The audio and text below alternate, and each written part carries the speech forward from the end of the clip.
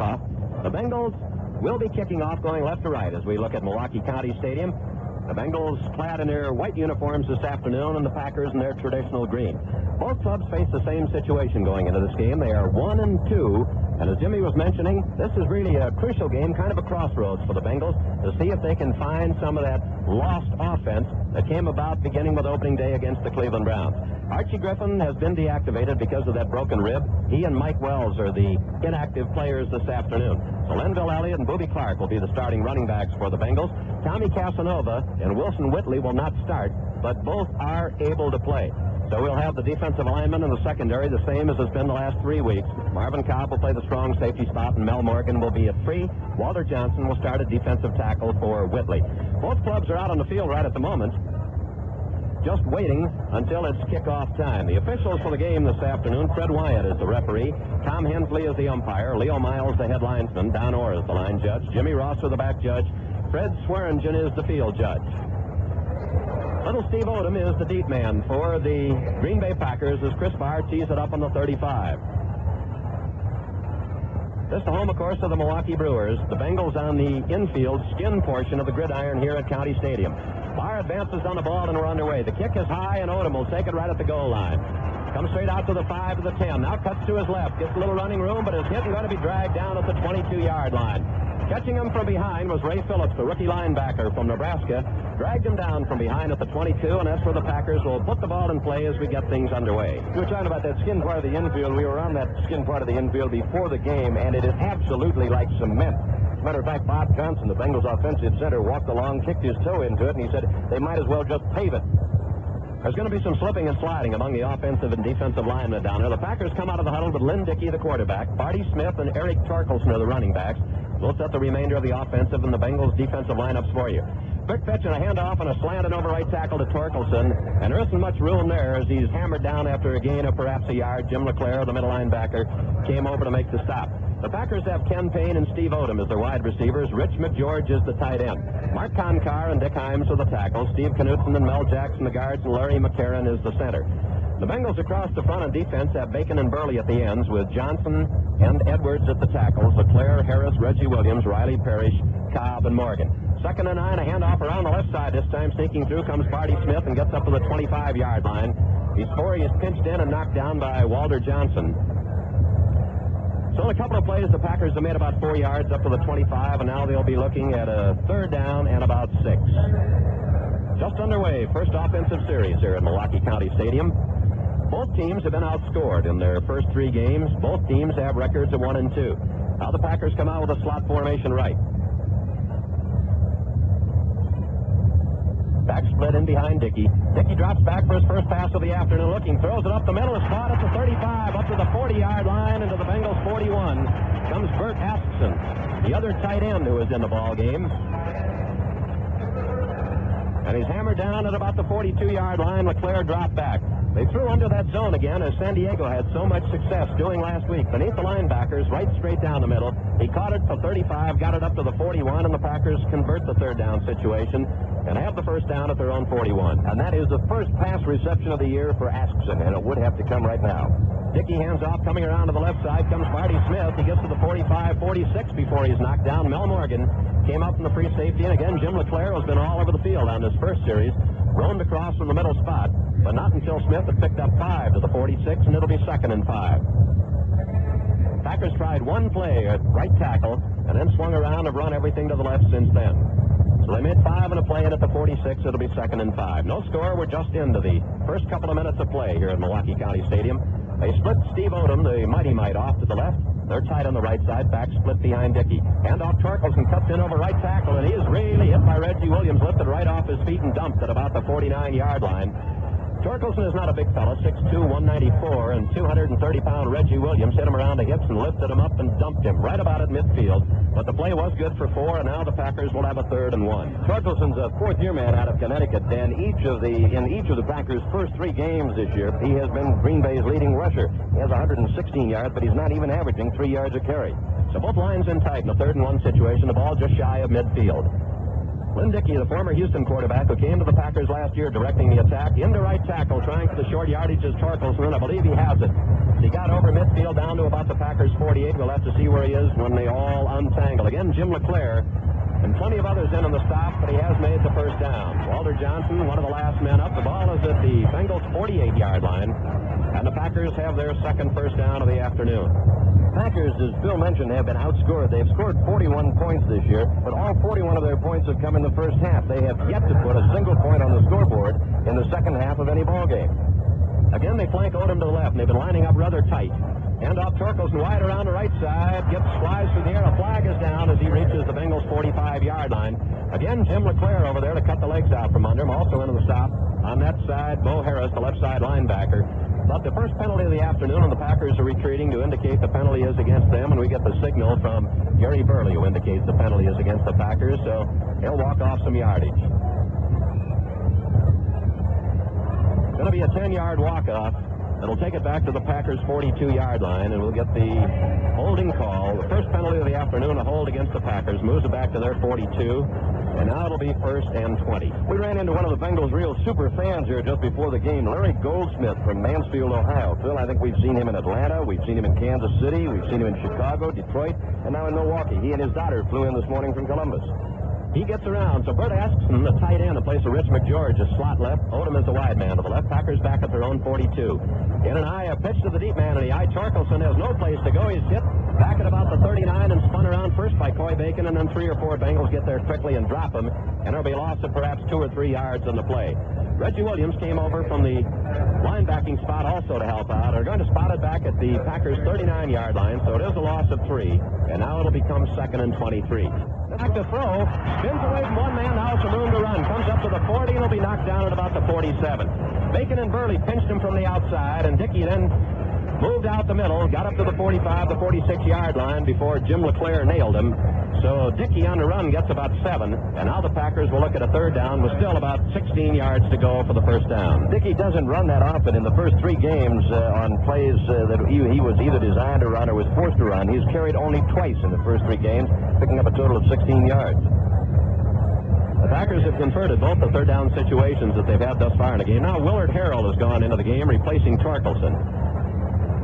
Come out with a slot formation to the right, and Dickey goes back to throw. Fires up the middle. It's intercepted by Jim LeClaire, I believe, at about the 35-yard line. It looked as though the pass was intended for him. It was Jim LeClaire who dropped back out of that middle linebacking spot, and Dickey, trying to throw behind him, actually threw the pass short right into LeClaire's arms, and the Bengals will take over at their own 36 where he slipped and then was down. So there's time out on the field. Score Bengals nothing, Packers nothing.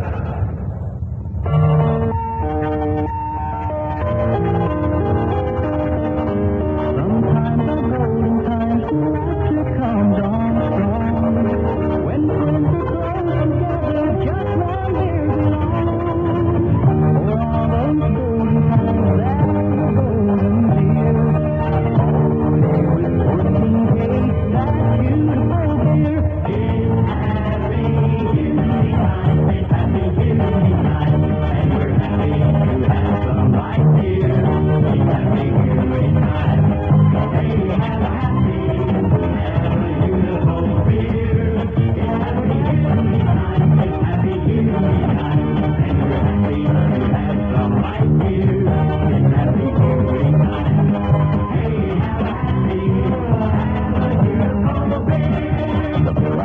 Cincinnati's great brewing tradition. Beautiful Brewing Company, Cincinnati, Ohio.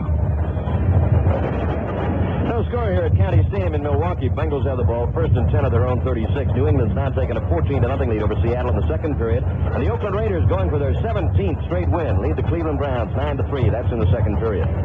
Glenville Elliott and Booby Clark, the running backs, in behind Kenny Anderson. Bengals at the 36. Handoff. Clark straight up the middle. Bolts up over the 40. Gets all the way to the 45 and maybe the 46-yard line. Before he can be dragged down by 2 or 3 Packers, that trap draw straight up the middle, right up to the 45-yard line. Good for 9, and the Bengals will have a 2nd and 1. Mike Curtis and John McDaniel are the wide receivers. I mentioned Clark and Elliott are in the backfield. Kenny Anderson is the quarterback. John Shinners and Glenn Bujnock will alternate at the left guard spot, bringing in the plays. Bob Trumpy is the tight end. Holland and Mays at tackle. Lapham at the other guard. Bob Johnson is the center. 2nd and 1, Bengals at their own 45. Curtis far side, near side McDaniel. It goes in motion toward the line of scrimmage. A pitch out. This one will go for nothing. Breaking through was Mike Butler, the left end, who nailed Glenville Elliott before he had ever had a chance to get out of the blocks. About a 6-yard loss, that pitch out. They were attempting to sweep left, and Mike Butler, the left end, was not blocked at all and nailed him way back at the 39 for a loss of 6. That's the wrong man not to block. Mike Butler, a 6'5", 265-pound rookie out of Kansas, has 4.7 speed in the 40, and he was in that backfield almost at the same time Anderson was effecting the pitch out.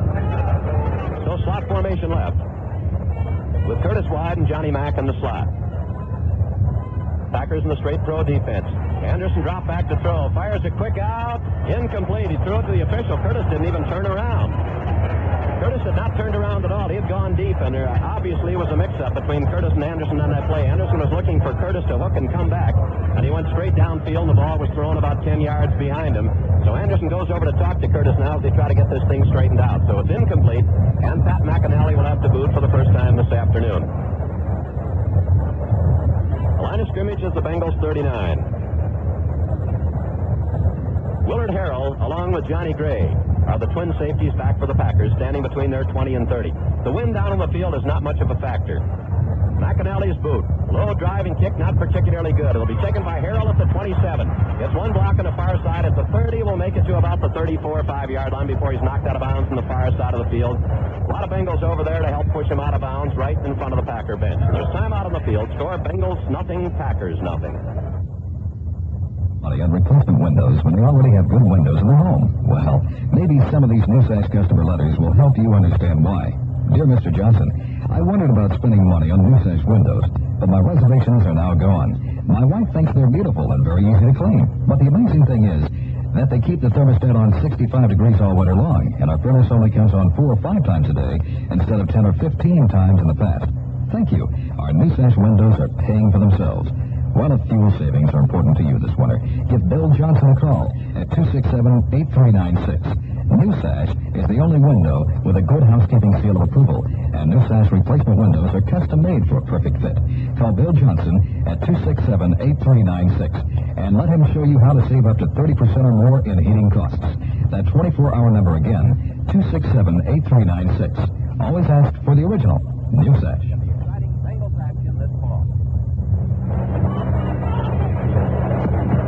Updating the scoreboard, New England leading Seattle 14-0 second period. Oakland over Cleveland 9-3 second period, and the Jets and Buffalo are now tied 7-7 in the second period. And Chet Markall, who kicked those 2 field goals in the final minute and 14 seconds up here in that preseason game, needs only 2 more points to become the number 6 scorer in Packer history. We'd like to stop him from doing that this afternoon.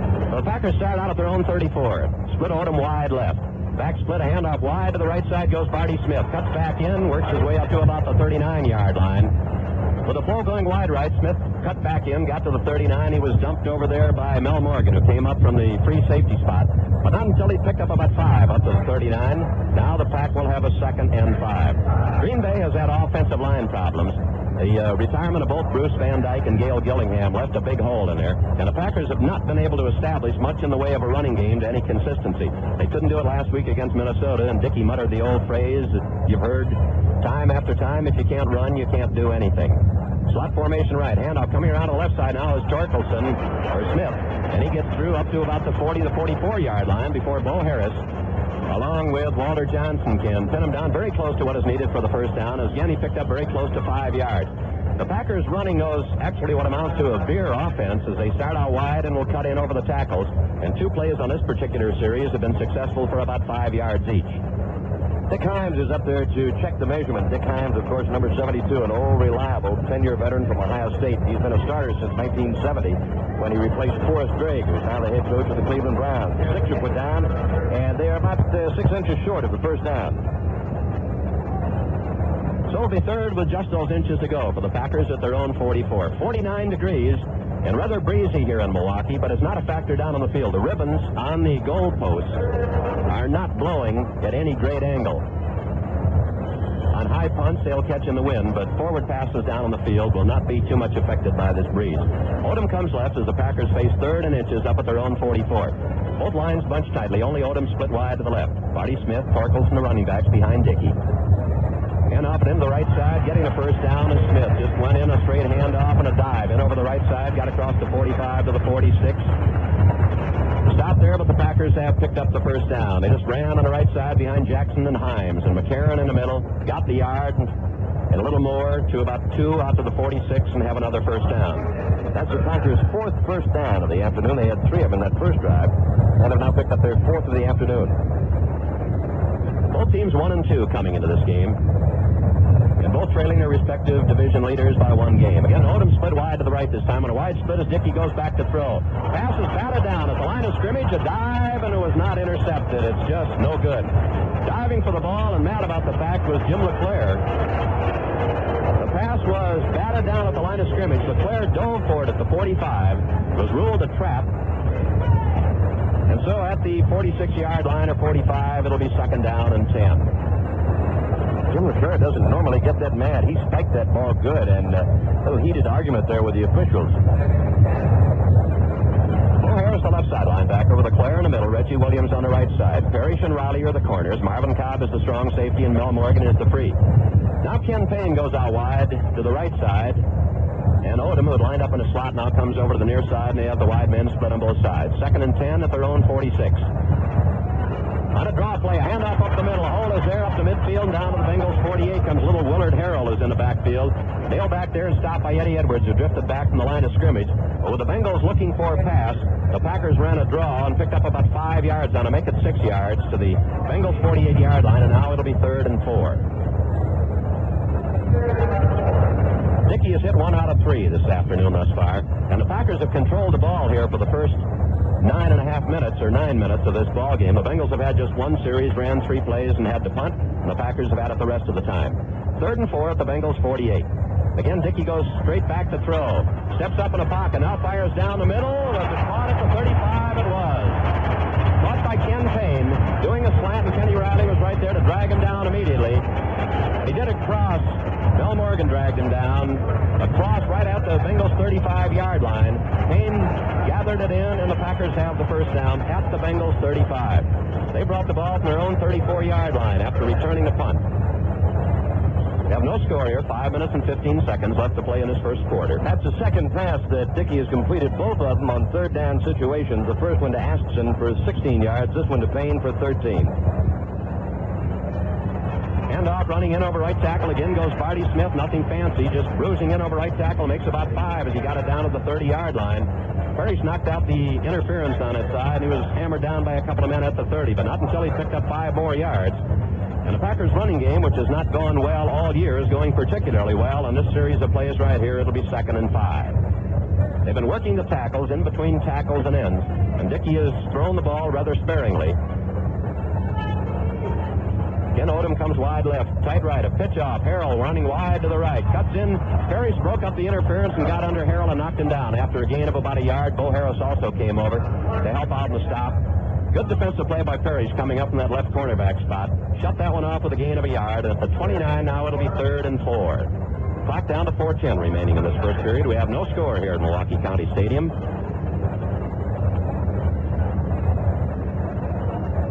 At the end of the first half, apparently, it's still Oakland 9, the Cleveland Browns 3.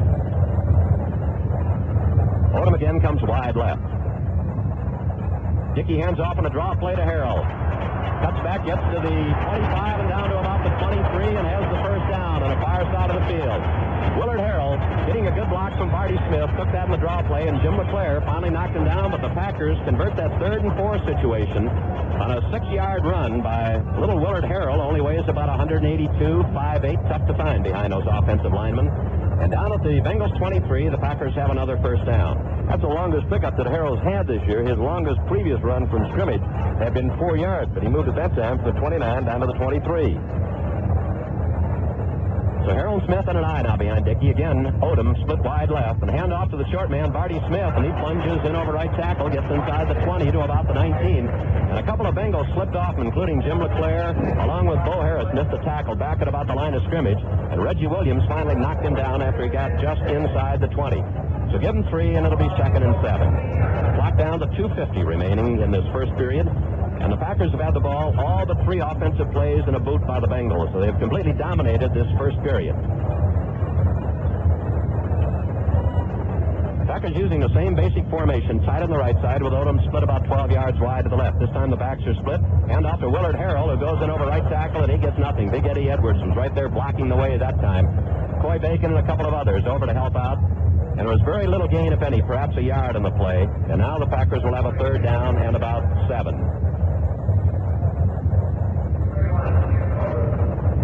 Jim Culbreth has replaced Barty Smith now at running back. So they have Harrell and Culbreth. Culbreth, a rookie from Oklahoma, 6-footer, 210. Scoreboard shows 3rd and 6 at the 19, but the nose of that football is right on that 20-yard line. This time they split wide men both ways. Askson comes over to the left. Coy Baker, Walter Johnson went across the line of scrimmage, got back. Dickey swings it out on the near side of Culbreth. Down to the 20, is hit and dropped at the 18. Tried a little swing pass out to the left of Culbreth. Reggie Williams came over, and Mel Morgan, and knocked him down. That'll bring in Chester Markole for an apparent field goal attempt. He got the ball to the 18, made a couple of yards on the play. The Bengals have finally stiffened and stopped, and he'll be kicking the ball off what is just about 10 feet perhaps to the left of second base on the baseball diamond. The ball will be spotted down at the 26-yard line, so it'll be a 36-yard attempt. Markole, of course, beat the Bengals with that 42-yarder with about 5 seconds to go in the preseason game. The ball is placed down. The kick is up and away, and it is wide right. No good. So Markole has missed from 36 yards out, and the Bengals will take over. There's time out on the field. Score Bengals nothing, Packers nothing. Discount this and discount that. Sales on this and sales on that. Why trek all over town to save a few pennies here and there when you can shop one automotive store with savings on everything in the store? That's right.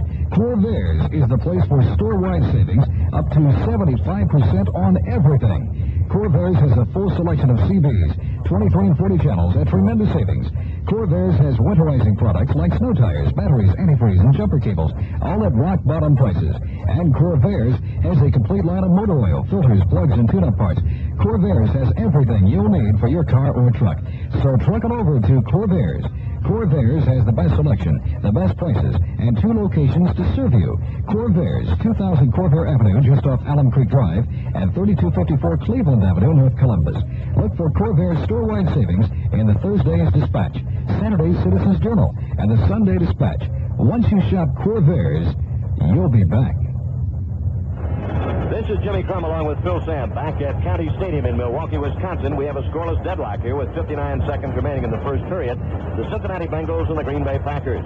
Kenny Anderson in at quarterback as the Bengals will put the ball in play 1st and 10 at their own 20-yard line. His running backs behind him will be number 36, Lenville Elliott, and number 42, Boobie Clark. The fans here at County Stadium, Phil, may wonder if they're really looking at Boobie Clark or a reincarnation of one of their all-time favorites, John Brockington. Yeah, just about same size. Also wore the number 42, but John Brockington has been waived since we were up here the last time.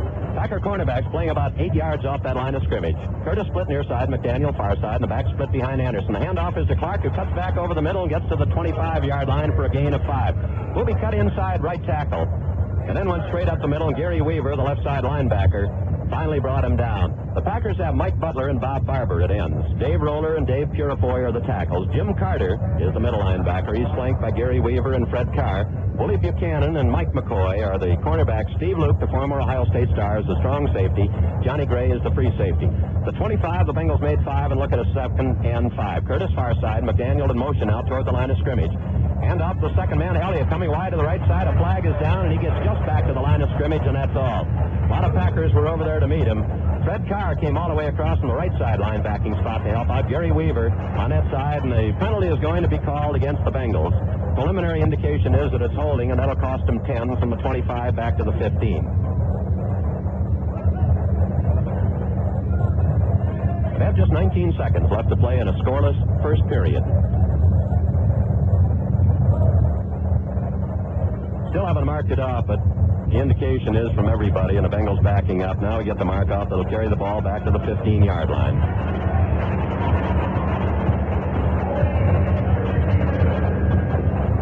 The holding call was against Dave Lapham. That's the 20th penalty against the Bengals this year. Of the 19 penalties that have been called prior to today, many of them came at a very, very bad time. The Bengals with 2nd and 15 now at their own 15-yard line. McDaniel split left, Curtis to the near side. Again, the Packer cornerbacks are about 8-10 yards off that line of scrimmage.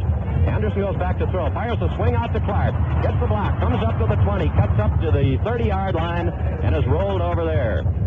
Steve Luke came up from the strong safety spot to make the tackle. It was that quick slip screen to the left. Clark getting the ball, waiting for the block, coming over. John Shinner's pulling out. Put the block on the cornerback, and then Clark cut straight up the field and got to the 25 for a gain of 10. So we've come to the end now of the first quarter, and at the end of the first quarter, the score, Bengals nothing, Packers nothing.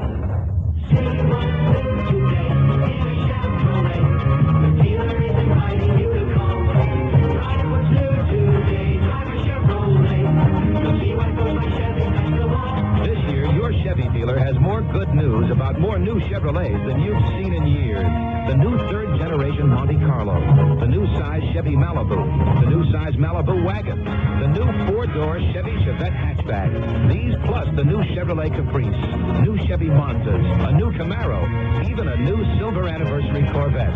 So come on in, America, and see what's new. Come on in and see what's new. You'll see it in the Chevrolet. Come on in.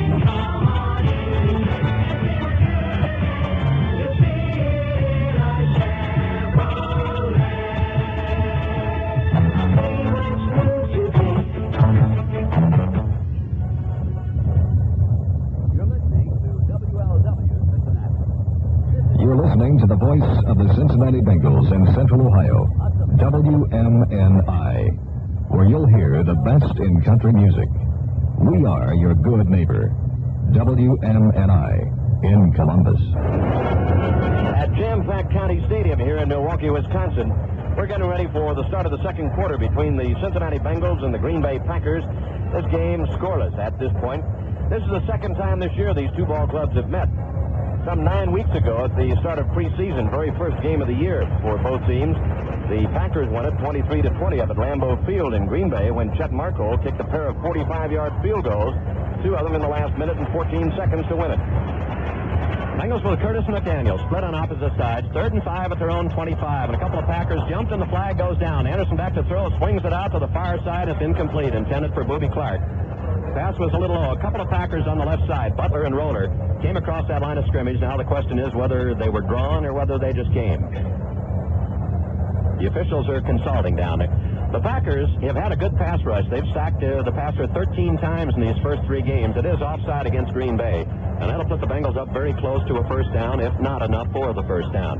And they got Fran Tarkenton 4 times last week. So although this defensive line is almost completely rebuilt from last year, they have been able to establish a pretty good pass rush here in the early going.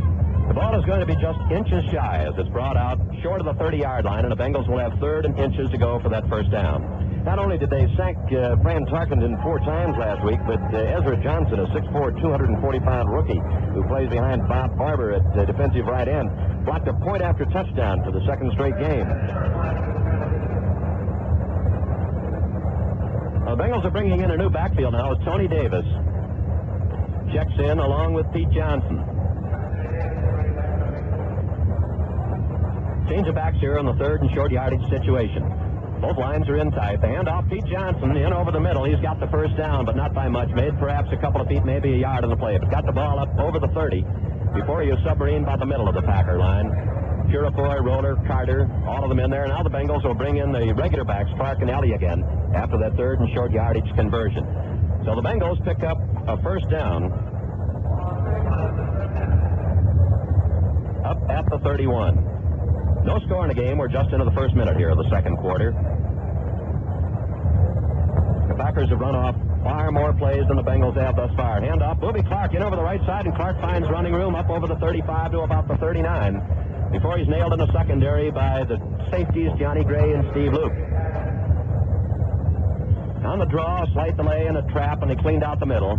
And Clark had good running room up to the 38. Give him 7, make it about 8 yards on that play, and the Bengals will have a 2nd and 2. Pete Johnson was in for that one play. I don't know if you noticed him on the bus today, Phil. He used to have a goatee, but he shaved it off last night, and it almost didn't look like Pete Johnson. I almost didn't recognize him. Slot formation to the left with McDaniel in the slot and Curtis wide. Again, it's Clark in over the right side. Hole opens up to the 45 as he gets about 7 more yards on the play before again Carter, the middle linebacker, along with Jerry Weaver, the linebacker on the left side, can combine to make the stop. And the Bengals have picked up on 2 plays another quick first down. Both plays in over the right side between Holland and Lapham. And a ball moved for about 8 again up to the 46 and a quick first down. Booby Clark, of course, had seen very, very little action up until today because of that leg injury. He had carried only twice for a total of 4 yards before this game. This is the first game he started. He was in just for 2 running plays last week against San Diego. Anderson play action, back to throw, fires a quick out, is caught down at the 45-yard line by McDaniel, 46-yard line on the far side of the field. Woody Buchanan, the cornerback, was over there covering, but the quick out is going to be good for about 7 or 8 yards. It'll be spotted at the Packer 46-yard line. Give him 8, make it 2nd and 2. 12 minutes, 44 seconds left to play in this first half. We have no score here at Milwaukee County Stadium. Mark Holt has missed a field goal. The Bengals have not threatened. Again, a slot formation right. McDaniel is the flanker in the slot. Curtis wide right, again the cornerbacks well off the line of scrimmage. Anderson a handoff, cutting back into the middle, getting down to the 40 and down to about the 36 goes Lenville Elliott. Sneaking in over that right side again. Again, it was Luke along with Mike McCoy. Gray in the secondary also in the stop. And the Bengals have picked up another first down. And Booby Clark getting up rather slowly, holding on to that knee. Now he's up on his feet. Booby flexing that left knee again. Marv Hollins and Doc Timperman come out to have a look at him, and Tony Davis checks into the Bengal lineup. That carry advanced down to the Packer 37, so it's good for 9 again. And the Bengals on this particular series here early in the second quarter have been ripping off yardage at 6, 7, 8 yards per clip. And a move from their own 20-yard line down to the Green Bay 37, where it's, again, 1st and 10. No score, 12:05 left first half. Slot formation left. Again, the cornerbacks about 8 yards off that line of scrimmages. All teams have played the Bengals in that defensive fashion this year. Anderson hands off to the first man, Tony Davis, and Tony lost his footing, and he's hammered down quickly. Mike Butler from the left end got in to make the stop and had help from Dave Roller. And it's a loss of a couple back to the 39. Tony Davis, as Phil said, lost his footing, was a little slow getting out of the block, but even so, Butler was in there so quickly that even if Tony had gotten a good, clean shot out of there, Butler would have probably had a pretty good shot at him. Dave Roller, the fourth-year man from the University of Kentucky, and Mike Butler, the big rookie from Kansas, are the left tackle and left end at the side that handled that play well. Wide men on both sides, Curtis and McDaniel, back split behind Anderson, it drifts off to his left. Now he's going to be corralled and thrown down back at the 50-yard line, and right in on top of them. Was no time at all to get rid of that ball. Was Roller, and it's a loss all the way back to the 49-yard line. Roller wasn't held out at all on that play. It is going to be a loss of 10. And now it'll bring up a third down with about 22 back at the Packers' 49. So now they bring in the 2 extra defensive backs. 2 linebackers go out. Weaver and Carter leave. So in the third down situation with about 22 to go, they'll play it with a 4 linemen, 1 linebacker, and 6 defensive backs. Again, those cornerbacks well off the line of scrimmage. Curtis near side, McDaniel far side. The blitz is on, a handoff coming up the middle. A flag is down, getting just to the 46-yard line for a gain of about 3 was Elliott. A flag thrown in the play in the Bengals backfield. Dave Roller hammered him down, and the Bengals are going to be called for holding for the second time this afternoon. Now let's see if the Packers are going to accept the play. It'll bring up a 4th down. If they decline the penalty, if they take it, it'll move the ball back to about the Bengals' 41-yard line.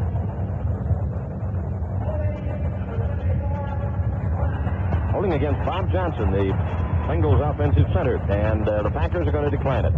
So they'll bring in McAnally to boot for the second time this afternoon. His first one traveled just 33 yards, and McAnally will be aiming this one for the coffin corner. Johnny Gray along with Willard Harrell drop back in twin safeties for the Packer. Harrell is always the deep man, and the short man Gray will be up about 10 yards, but not directly in front of them. They're spread across the field. Line of scrimmage is the Packer 46. The snap to McAnally. Drills this one down the near side. It'll take it at about the 7-yard line by Harrell. Gets away from one man, but can't get away from another, and he'll be hammered down by Jerry Anderson along with Glenn Cameron down about at the Packers' 6-yard line. Not a wise decision at all by Harrell to field that one. So as the teams change possession, there's a timeout on the field. Score remains Bengals nothing, Packers nothing.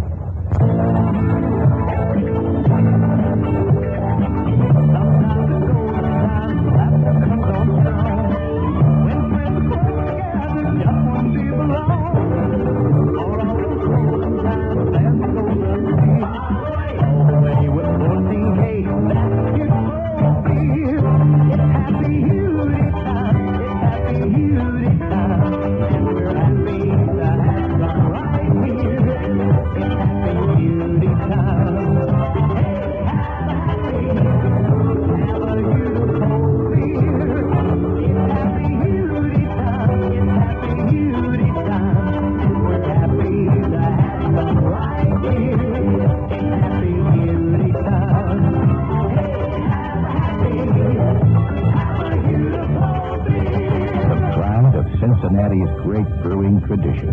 Beautiful Brewing Company, Cincinnati, Ohio. Updating the scoreboard once again in the third period. Oakland now leading the Browns 16-3. Houston has a quickie in there against the Steelers, leading Pittsburgh 7-0 in the first period, and New England has now taken a 21-0 lead over Seattle. Here with 10:39 to go, County Stadium, Milwaukee. No score between the Bengals and the Packers. Packers starting out at their own 7. Hand off is to Barty Smith, who tries to go wide left, and Coy Bacon wraps him up and drops him for a loss of a couple back at about the 5-yard line. Bacon, along with Kenny Riley, the cornerback over on that side, came in to shut off that wide sweep left completely. Knocked Smith down for a loss. Well, they're going to spot it at the 6-yard line, so make it a loss of 1, and now it'll become 2nd and 11. No score in this game. 10:15 left to play in the first half. Bengals across the front have Burley, Bacon, Johnson, Edwards, LeClaire, Williams, Harris, Riley, Parrish, Cobb, and Morgan. Wide split behind Dickey this time. Dickey hands off. Barty Smith in over left tackle. Bowls his way up over the 10-yard line out to about the 12. Slipped out of the grasp of Eddie Edwards at about the 7-yard line.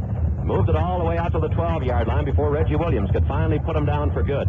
A gain of 6. Now it'll bring up a 3rd and 5 for the Packers. The ball at their own 12. Just on the edge of what is the dirt part of the infield. Next week, the Bengals have a Monday night engagement over at Three Rivers Stadium against the Pittsburgh Steelers. Steve Odom wide left, the back split behind Dickey. Dickey hands off, coming up the middle, getting to about the 15-yard line, and the way they scrambled, there may have been a fumble in there, and the Bengals are indicating they've recovered. Let's see, it's going to be short by a couple of yards of a first down. But there's been no indication from the officials that the Bengals recovered the ball. The Bengals did a little officiating of their own. And the Packers now will be forced to punt it away as they're looking at a 4th and 2. So David Beverly, who has averaged about 44.5 yards a boot thus far in this young season for the Packers, will kick it away to Willie Shelby. No score, 8:51 left, first period. Beverly punted 7 times last week against Minnesota, averaged 46.4.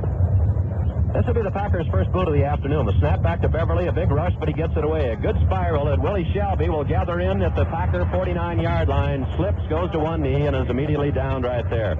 The man who got to him, put him down, was Andre Thompson. So again, we have a timeout on the field. Score remains Bengals nothing, Packers nothing. When you have a family, you just can't do it alone. Brings you to every day. Brings you to all the way protection. 2 heads are better than 1, especially when the name of the game is comedy. Amos and Andy, Laurel and Hardy, Abbott and Costello, Punch and Judy. Perfect partners, good to the last guffaw. Business insurance is no laughing matter. That's why you should select a Grange agent to be your partner in protection. Grange Commercial Custom Coverage lets you sleep nights. Let Grange do the worrying. That's what partners are for. Listen, when your Grange agent says, let's be partners. Brings you to all the way you're partner in protection. When you have a family, you just can't do it alone.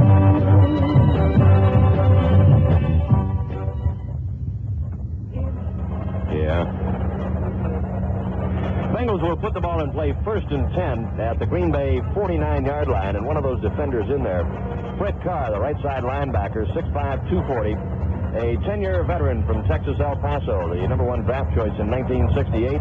He is playing this afternoon in his 130th consecutive game for the Green Bay Packers. Carr is just an outstanding athlete. The Packers thought of using him as a tight end when he first came up. The Bengals get good field position on only a 37-yard boot by Beverly. You have wide men split both sides. Kenny Henderson with a long count. Hands the ball off. Booby Clark back in there. Booby through the left side. Gets inside the 45 to perhaps the 44. So Clark is shaken off that minor knee bruise. The reason that he went out of the ball game for just one short play on that last series.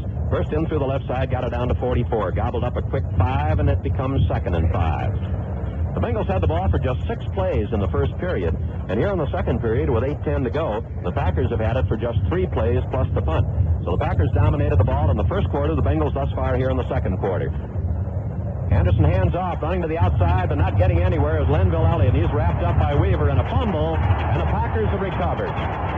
Elliott, trying to run right, was separated from the ball down at about the 42 or 43-yard line. It didn't catch who, but somebody in the Packers recovered. It may have been Gray, and they'll take over. And there's time out on the field. Score remains Bengals nothing, Packers nothing. We got together, do it better.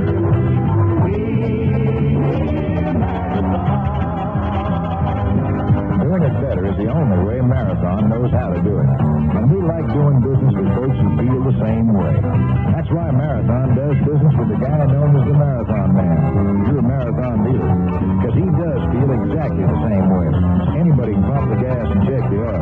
But giving service and treating folks like something special, well, that takes a whole lot more. And what it takes is a Marathon Man. Get together with your Marathon Man. He aims to do it better, and he will. We got together, do it better.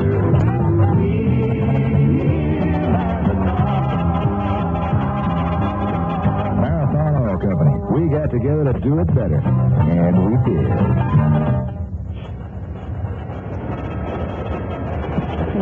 Johnny Gray was the man who was Johnny on the spot with 7:54 to go here in the second quarter, recovering that fumble by Elliott.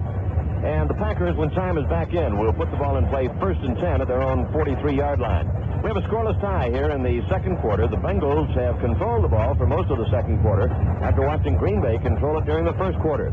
It was gray, overcast, very heavy leaden skies here early this morning, but now just broken white clouds, and the sun is peeking through.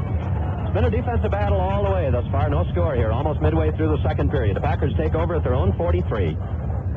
The handoff comes to Torkelson, trying to right side, cuts in, and gets very little. Or Barty Smith, as he tried to cut in over right tackle, moved him maybe ahead for a couple of yards to about the 45, and Walter Johnson from the right tackle spot applied to Crusher right there. And coming up limping slightly is Eddie Edwards. So a gain of 2 on the play, and at the 45-yard line, it'll be 2nd and 8.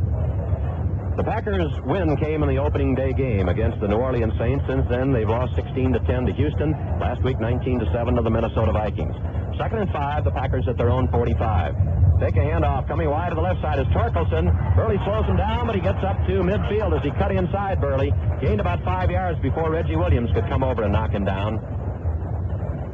And he is still down, getting up very slowly as Torkelson, now getting up to his knees. Walking back to the huddle very, very slowly. Picked up 5 on the play, and right out at midfield, the Packers now will have a 3rd and 3. And walking back to the defensive huddle, Gary Burley, number 67, pounding himself on the side of the helmet, hitting one hand into the other, very upset with himself because he should have had Torkelson back at the 45-yard line. So Torkelson shaken up, and the play has gone out, and Willard Harrell, the second-year man from Pacific, has come in to replace him. Packers with a 3rd and 3 right at midfield. Harrell goes in motion off to the left side. Dropping back to throw is Dickey. Fires it up. Scott down the 45, down to the 40, and the 35-yard line, and out of bounds. Barty Smith coming out of the backfield. And Williams and Mel Morgan finally nailed him and dragged him down. The Packers have done a lot of throwing to their backs. Smith has been the leading receiver with 10 receptions in these first 3 games, and he took that pass off in the left flat, moved it down for 16 yards, down to the Bengals 34, and the Packers have the first down. Guy with the real flashy credentials in pass receiving is Odom. He has only 3 receptions, but those were good for 151 yards, an average of 50.3 per reception. But remember, included in that was that 95-yard touchdown toss last week against Minnesota. Handoff coming around the right side, getting nothing this time, and a flag is thrown. Jim Culbreth then trying the right side, got absolutely nothing. May have lost about a yard in the play as the Bengals on the left side swarmed him. Gary Burley, the left end, Jim LeClaire coming from the middle linebacking spot, but let's see what the flag is all about. Minnesota's taken a 14-0 lead over the Detroit Lions in the first period. Is that 14-0 or 140-0? It's got 140, but I would think they slipped an extra 0 in there in the end. Maybe 40, I doubt it. Penalty going against the Green Bay Packers that has not been walked off yet, but the Packers are retreating. The line of scrimmage was down at the 34. The officials still consulting with each other. Going to move it back 10 yards to the 44-yard line. Get a holding call against Green Bay that cost them the 10. So now back at the 44, it'll be 1st and 20. That, of course, should not be too surprising. Minnesota's leading Detroit 14-0 because the Vikings have won 16 of the last 18 games they have played against Detroit. The Lions have to believe they're snake bit against Minnesota. Pittsburgh has come up with a field goal. The Oilers have a 7-3 lead in the first period. Slot formation right with Askson in the slot. Widespread behind Dickey. Dickey goes back to throw. Has time now. Runs out of the pocket. Looks, fires upfield. It's incomplete. The receiver, Rich McGeorge, the tight end, had it momentarily, and then Bo Harris hit him, wrestled the ball away from it, popped free, and it'll go as an incomplete pass. The ball will come back to the 44, and now the Packers will look at a 2nd and 20. Dickey's tried 7, has completed 4. No score in this game. 6:17 left to play in the first half. The Bengals have not threatened at all. Marco missed a 36-yard field goal. That was as close as Green Bay has come. Send Payne wide to the right. Little Steve Odom comes to the left. In fact, they have a slot formation, a double wing. Dropping back to throw is Dickey. The blitz is on, goes far downfield, way over the head. That one was thrown on the go pattern, and a receiver, Steve Odom, had done a hook along the sidelines, and so he just threw it about 15 yards over his head. The blitz was on, Bo Harris was coming, but they picked it up, and Dickey had time to throw. So it comes back to the 44, and now, in Bengal territory, it becomes 3rd and 20. That starts the clock with 6 minutes and 12 seconds remaining here at County Stadium in Milwaukee, Wisconsin. We're in a scoreless ball game with 6:12 to go here in the second quarter. The Raiders have added another field goal in the third quarter against the Browns, now have a 19-3 lead. New England over Seattle, 21-0 in the third.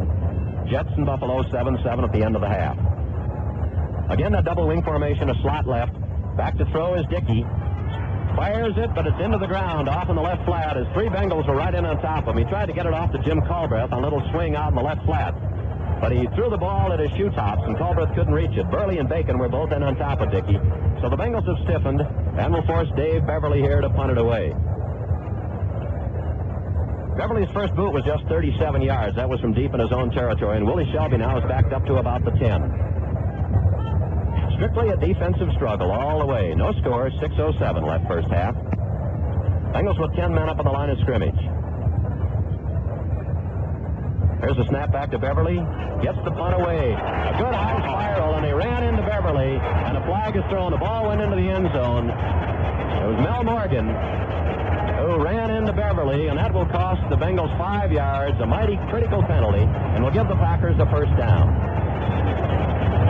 Mel Morgan couldn't stop after trying to block that punt, ran into Beverly, and the ball will be walked off down to the 39-yard line. Putting it down at the 34.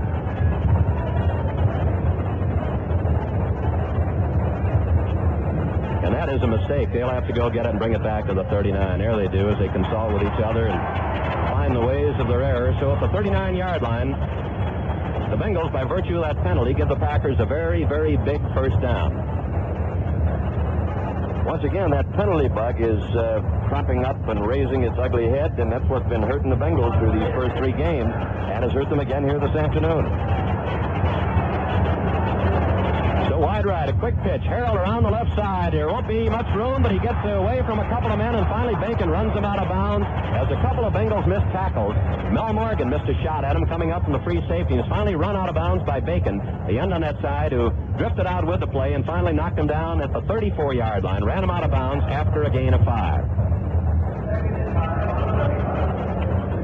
2nd and 5, Pack at the Bengals 34. Now Harold goes out of the lineup. Torkelson comes back in, so Smith and Torkelson become the running backs again. Odom wide left, they're tight on the right side. The Packers have used this formation most of the afternoon. Barty Smith straight up the middle, crunches his way down to the 30s. The flow went wide right, he cut in behind it, moved it down very close to the 30-yard line and very close to what's needed for the first down. Reggie Williams finally dropped him right at the 30. So it's a gain of 4, and it'll become 3rd and 1. running down to 5.5 minutes left in the first half, and there's no score in this game in Milwaukee County Stadium. Again, Odom goes wide left. Bengals bunch the defense in tight. Dickey with a long count, gives it to the second man through Torkelson. He dives over the heap, but a flag is down as he made the first down to about the 26-yard line. Preliminary indication is that it is against Green Bay. Holding against the Packers. Well, there's a critical penalty called against the Packers just as the Bengals suffered one. They had a first down in the vicinity of the 26 or 27. Only lose 10, which will bring it back to the 40. And will now make it 3rd and 11.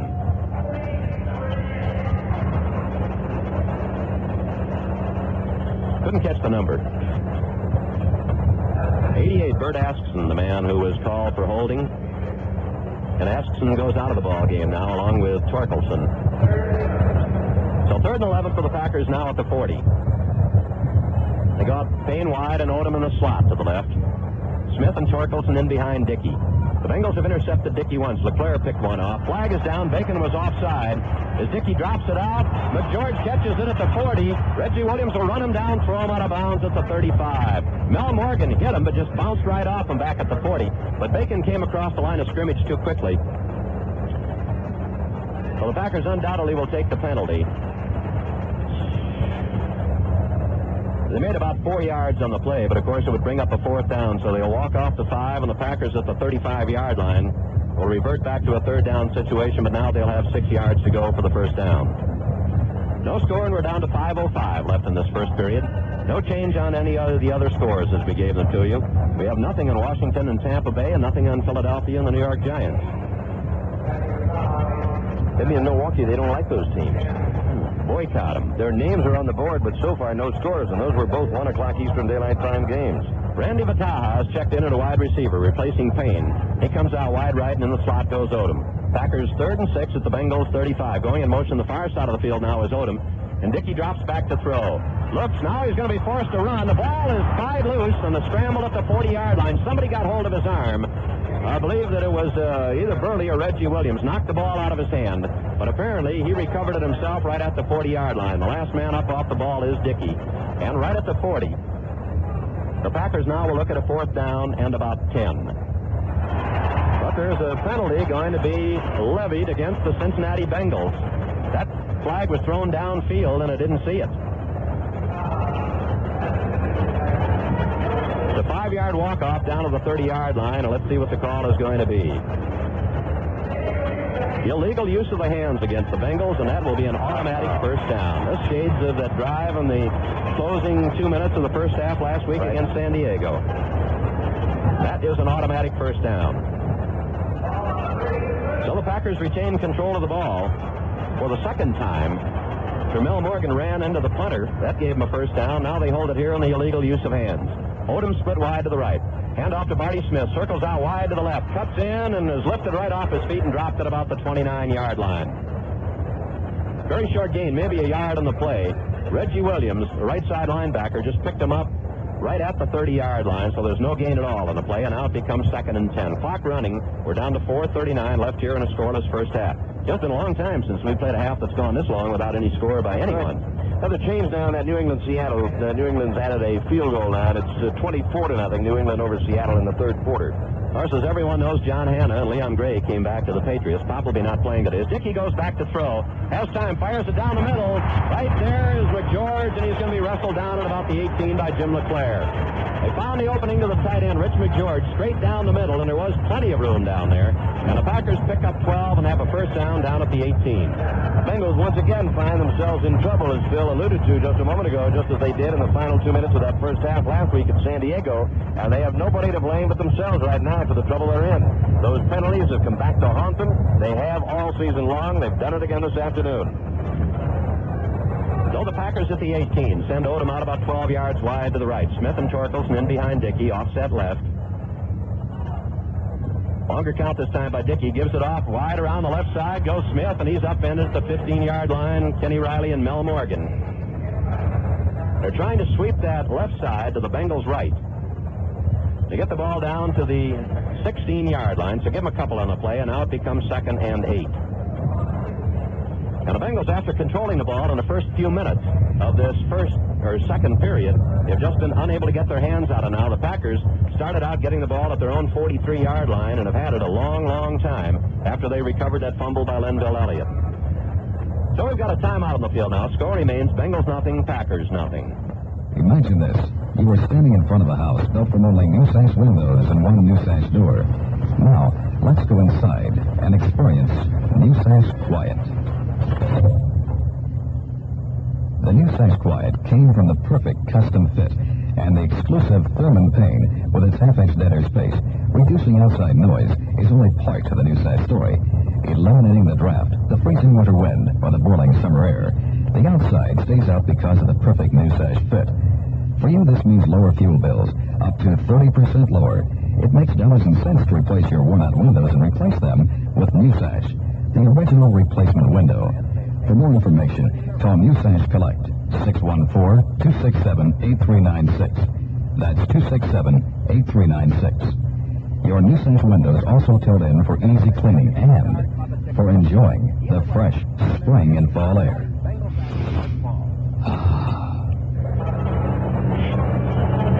3 minutes and 9 seconds remaining here in the first half at County Stadium, Milwaukee, Wisconsin. Very, very defensive-minded. The Packers, very defensive-minded. The Bengals. Right now, the Packers are threatening. They have it 2nd down and 8 at the 16-yard line. Deepest penetration they have made. But up until this point, it has been strictly a defensive ball game, and the Bengals' own penalties have hurt them in this drive. Miami has a 20-10 lead over Baltimore in the second period. So Don Shula with a complete rebuilding program down there at Miami. And they've won 3 straight. Slot formation right, wide split behind Dickey. The Packers down at the Bengals 16. Hand off on a draw play, coming wide to the right and getting just maybe a yard or so. Cutting back in was little Willard Harrell, and Eddie Edwards had sniffed that play out, diagnosed it pretty well, and dropped him at the 14. So it's a gain of 2 more, and now it becomes 3rd and 6. The Bengals have not come close to scoring. Marco missed a 36-yard field goal for Green Bay. Ken Payne, one of the wide receivers, goes out now, and Randy Bataha, little ex-mite of the New England Patriots, replaces him. He goes wide left. On the near side is Odom. A wide split.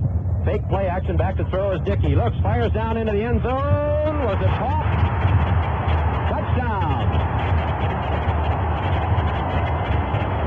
There was a question whether he was inbounds, but it was caught down in the end zone by Barty Smith, who came out of the backfield, went straight down the middle, and Reggie Williams, just throwing his hands up in despair, caught it right near the end line, going straight down the field.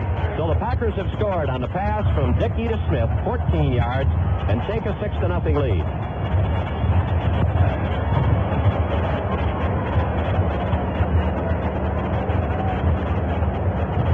So Marco will attempt to add the extra point. It comes with 2:31 left to play in the first half.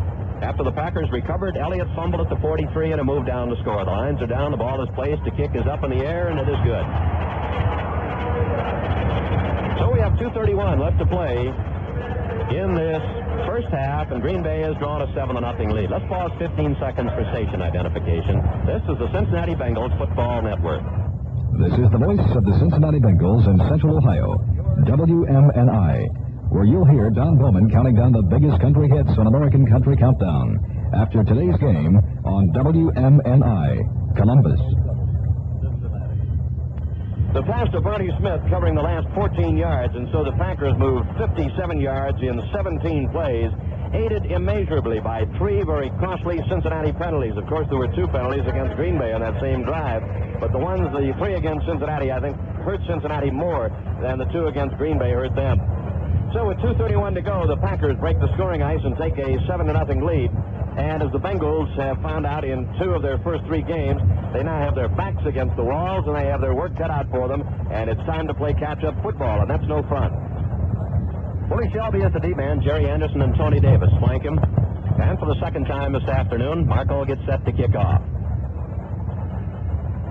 There's the boot. It'll carry down to about the 5 where Shelby will gather it in. Come straight up to the 15 to the 20. In a hole to the 30.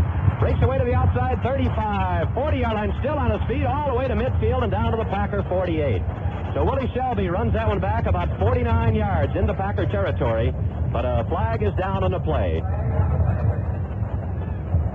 Nate Simpson finally dropped him from behind. And the Bengals are retreating, so the Bengals are going to get a clip call against them. And the flag was dropped at the Bengals 44. So if that was the spot of the infraction, it'll take it all the way back to the 29-yard line. Another one. Yep, there's another one, is right. That's the official. Takes the ball back. Fred Wyatt, the referee, puts the ball down at the 29, signals a clip, and that's where the Bengals will put it in play. 1st and 10 at their own 29-yard line. Clock is stopped. 2 minutes and 19 seconds remaining in the first half, and the Packers lead it 7-0. So the Bengals, instead of being at the Packer 48, find themselves back at their own 29. Curtis split left. Now going in motion is Bob Trumpy out to the right side, and Anderson drops straight back to throw. Looks, fires up the middle, a dive and a catch at the 42-yard line. Getting up again, running with the ball, and dropped down at about the 40-yard line. So you caught that ball. I believe it may have been Elliott coming out of the backfield. That was Billy Brooks, number 82, who grabbed that pass in at the wide receiving spot. That was the play the Bengals have not used frequently. They put Trumpy in motion outside, and then Brooks comes across the middle. So we're down at the 2-minute warning. And there's time out on the field with the score: Packers 7, Bengals nothing. See what's new today in a Chevrolet. The dealer is inviting you to call. Try what's new today. Try a Chevrolet. See what goes by Chevy best of all. This year, your Chevy dealer has more good news about more new Chevrolets than you've seen in years. The new 3rd generation Monte Carlo, the new size Chevy Malibu, the new size Malibu wagon, the new 4-door Chevy Chevette hatchback. These plus the new Chevrolet Caprice, new Chevy Monzas, a new Camaro, even a new silver anniversary Corvette. So come on in, America, and see what's new. Come on in, we say, and see what's new today. You'll see it in a Chevrolet. Come on in, we say, and see what's new today. You'll see it in a Chevrolet.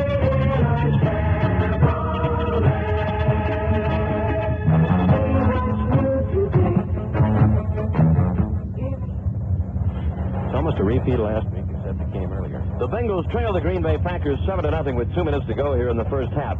Cincinnati is 60 yards away from Green Bay territory from the end zone, and right now would be a good time for Kenny Anderson to do what that Southern Cal quarterback did against Alabama twice in the last 5 minutes yesterday. Just move that ball club right down the field and get them in for that 7 points and tie the thing up here at the end of the first half. Anderson, so far, has completed only 3 out of 4 passes for 34 yards.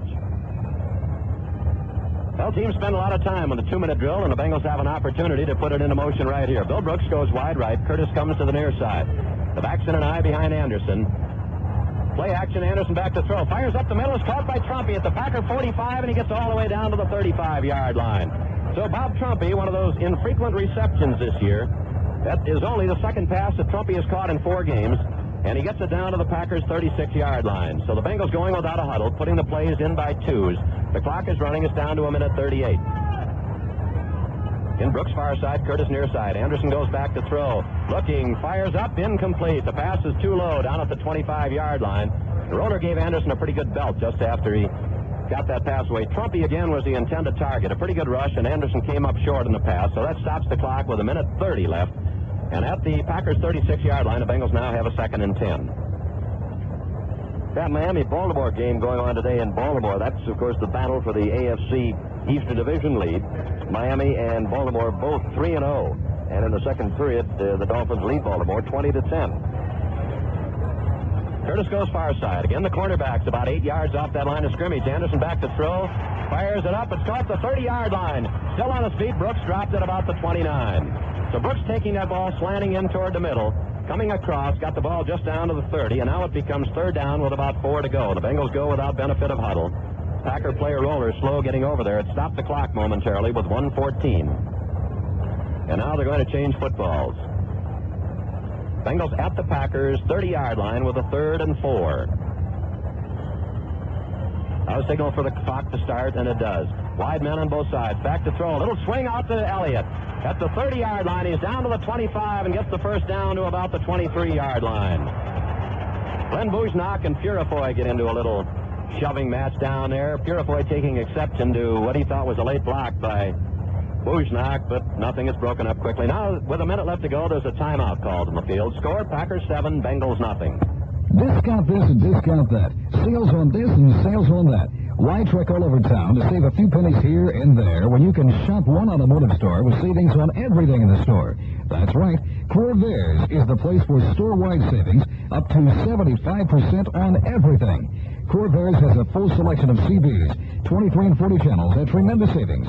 Corvairs has winterizing products like snow tires, batteries, antifreeze, and jumper cables, all at rock-bottom prices. And Corvairs has a complete line of motor oil, filters, plugs, and tune-up parts. Corvairs has everything you'll need for your car or truck. So truck it over to Corvairs. Corvairs has the best selection, the best prices, and 2 locations to serve you. Corvairs, 2000 Corvair Avenue, just off Alum Creek Drive, and 3254 Cleveland Avenue, North Columbus. Look for Corvairs store-wide savings in the Thursday's Dispatch, Saturday's Citizens Journal, and the Sunday Dispatch. Once you shop Corvairs, you'll be back. Bengals are in much better shape now than they were a minute and 19 seconds ago. It's 1st and 10 at the 23. 1 minute remaining in the first half.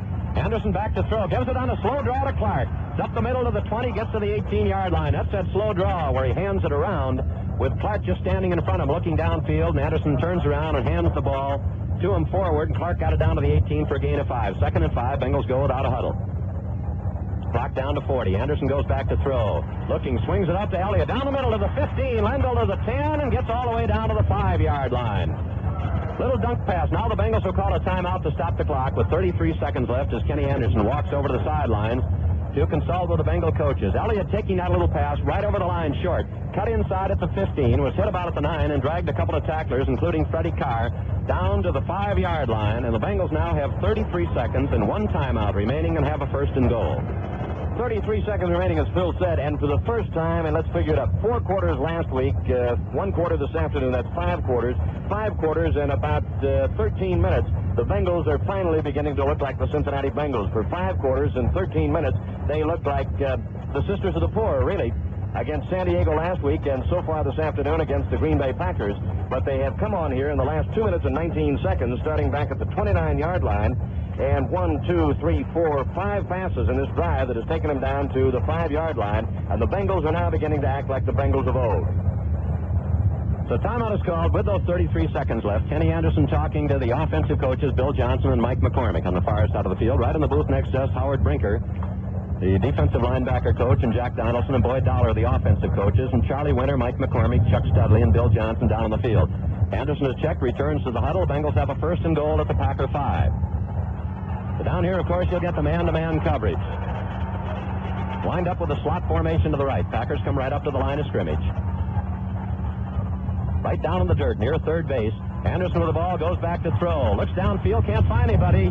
Now he's going to run out of bounds. He'll be forced out at about the 9. Couldn't find anybody in the open as Anderson drifted out to the right. And there will be a loss on the play back to the 8-yard line. They're going to spot it. So it becomes 2nd and goal at that point. The clock stopped. The play took just 5 seconds. 28 remain. Tony Davis now checks into the Bengal backfield. Booby Clark goes out. Packers lead at 7-0. Right down to the final 28 seconds here in the first half. Bill Brooks, who has replaced John McDaniel at the flanker, goes wide right, and Curtis comes to the left. Eichel draw double coverage over there from Mike McCoy, who's right up on the line of scrimmage. Anderson back to throw. The blitz is on. Is picked up. Fire down in the corner. Intended for Curtis. Incomplete. Covered down there. McCoy had him as Curtis went down and worked his way to the left toward that sideline. The blitz was on Jim Carter, or Fred Carr was coming, but is picked up by Tony Davis, and Anderson had time to throw the ball. So now at the 8-yard line, it becomes 3rd and goal. Clock has stopped. 23 seconds remain. That took another 5. Now John Shinners goes out and Glenn Bujnak brings in the play. And if the Bengals don't make it here, they'll have to settle for a field goal here in these final few seconds of the first half. Packers lead at 7-0. Elliott and Davis are the running backs. Bill Brooks goes wide to the right. Remainder of the line is tight. Now Brooks comes in motion over the near side. Anderson goes straight back to throw. Looks, fires down, touchdown. Curtis right down the middle. Got away from Mike McCoy and took that pass right under the uprights, and the Bengals have put 6 points up on the board and have scored for the first time since the win over Seattle in the 2nd game of the year. And now Chris Barr will attempt the extra point to tie this game up with. The Bengals took the ball and moved all the way from back at their own 29-yard line. So Marvin Cobb will hold it, put it down in the dirt. Chris Barr will attempt the extra point. Ball is placed down. Barr's kick is up in the air, and it is good. So that ties it up now with 19 seconds left to go in this first half.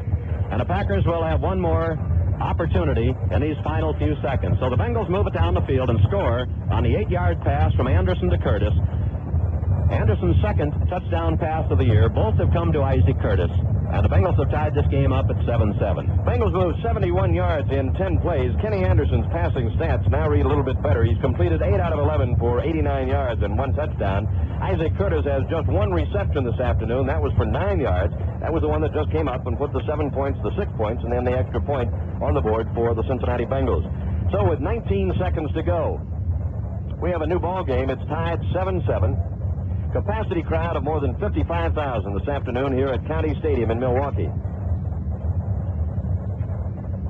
Pittsburgh has come up with a touchdown in the second quarter and has now taken a 10-7 lead over the Oilers in the second period. The Jets lead Buffalo 17-7. No other changes still as we gave them to you the last time. So Steve Odom back to receive, and the ball fell over just as Barr ran up on it. And the Bengals kind of hesitatingly go back to recover the ball. Everybody went downfield, but just as Barr got there, the ball fell over. They're going to give the ball to the Green Bay Packers at the 35-yard line. With 19 seconds left to play. And all the Bengals are questioning the call. I've never seen that happen. Why the Packers got the ball, I do not know. I've never seen the play before.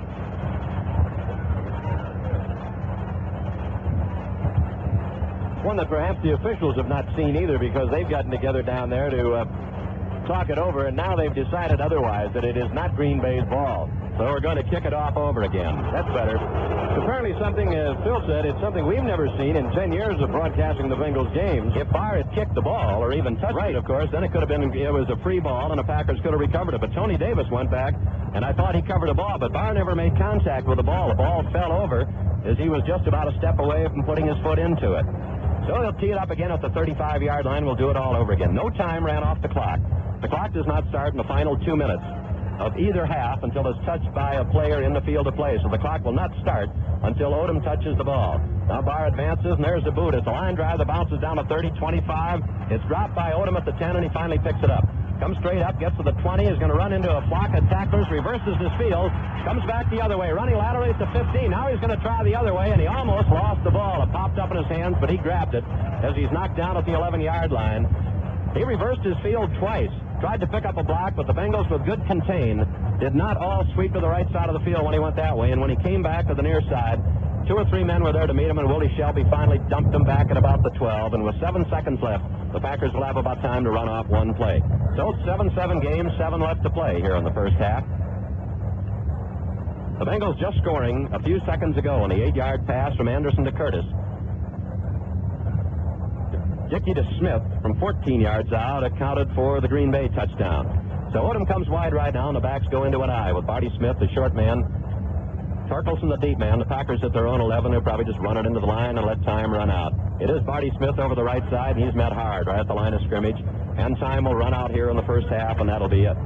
So Jimmy Crum will be along with his analysis of the first half in a moment. Once again, our score at halftime here at Milwaukee County Stadium is the Bengals 7 and the Packers 7. The Packers will kick off. The Bengals had the ball for just 6 running plays, as I mentioned, in that first period, and had it 19 times from scrimmage on only what amounted to 2 offensive series, because they lost the ball on Elliott's fumble, and the Packers picked it up and went 57 yards to score. And then the Bengals came back with just 2 minutes and 19 seconds left and moved 71 yards to knot it up on the 8-yard touchdown pass from Anderson to Curtis. So the Packers kicking off, going right to left. Willie Shelby is the deep man, Tony Davis and Jerry Anderson the short man. There's Marco's kick. Will not be particularly long. It'll be taken by Shelby in a trot at the 10. Up to the 20, runs into a horde of Packer tacklers, and will be knocked down at about the 24-yard line. There was a fumble in there, but it was after he had hit the ground and the ball had been blown dead. And the Bengals will have the ball at about their own 24-yard line to start out here in this third period.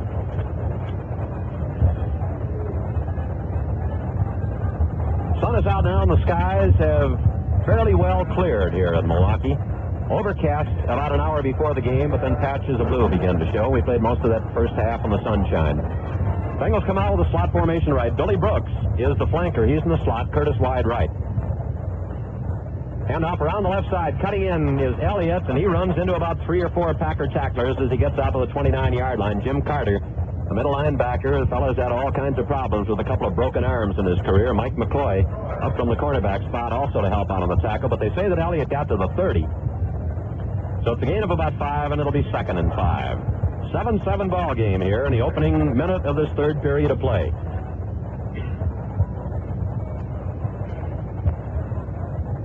Tight on the right side, and Ike Curtis. On the right side, Billy Brooks split to the left. And off, it's Booby Clark in our left tackle, coming wide, and Booby runs over a tackler and gets to about the 33-yard line. Booby just put his head down and ran right into Willie Buchanan. Buchanan wrapped him up and finally dropped him after Clark had struggled forward for a couple of more yards out to the 33. So give him 3, and it'll bring up a 3rd and 2. You mentioned those broken bones. Middle linebacker Jim Carter, the 8-year veteran of Minnesota, is the real hard luck guy as far as the Packers are concerned. He was a number 3 draft choice in 70. He broke his leg in 75 and his arm in 76. Now Pete Johnson and Tony Davis go in the Bengals backfield on the short yardage situation. Packers have 6 men right up tight at the line of scrimmage. Hand off Clark, bolts in the side, gets to the 35, and has the first down. Coming in over right tackle, and he made that with a good deal of that second effort after he'd been hit by Jim Carter. He struggled forward and just got the nose of the football to the 35 and made it with a couple of, Tony Davis, made it with a couple of inches to spare. Check that, make it Tony Davis. So it's first down for the Bengals at the 35. 7-7, we played a couple of minutes here in the third period. Bengals at their own 35-yard line.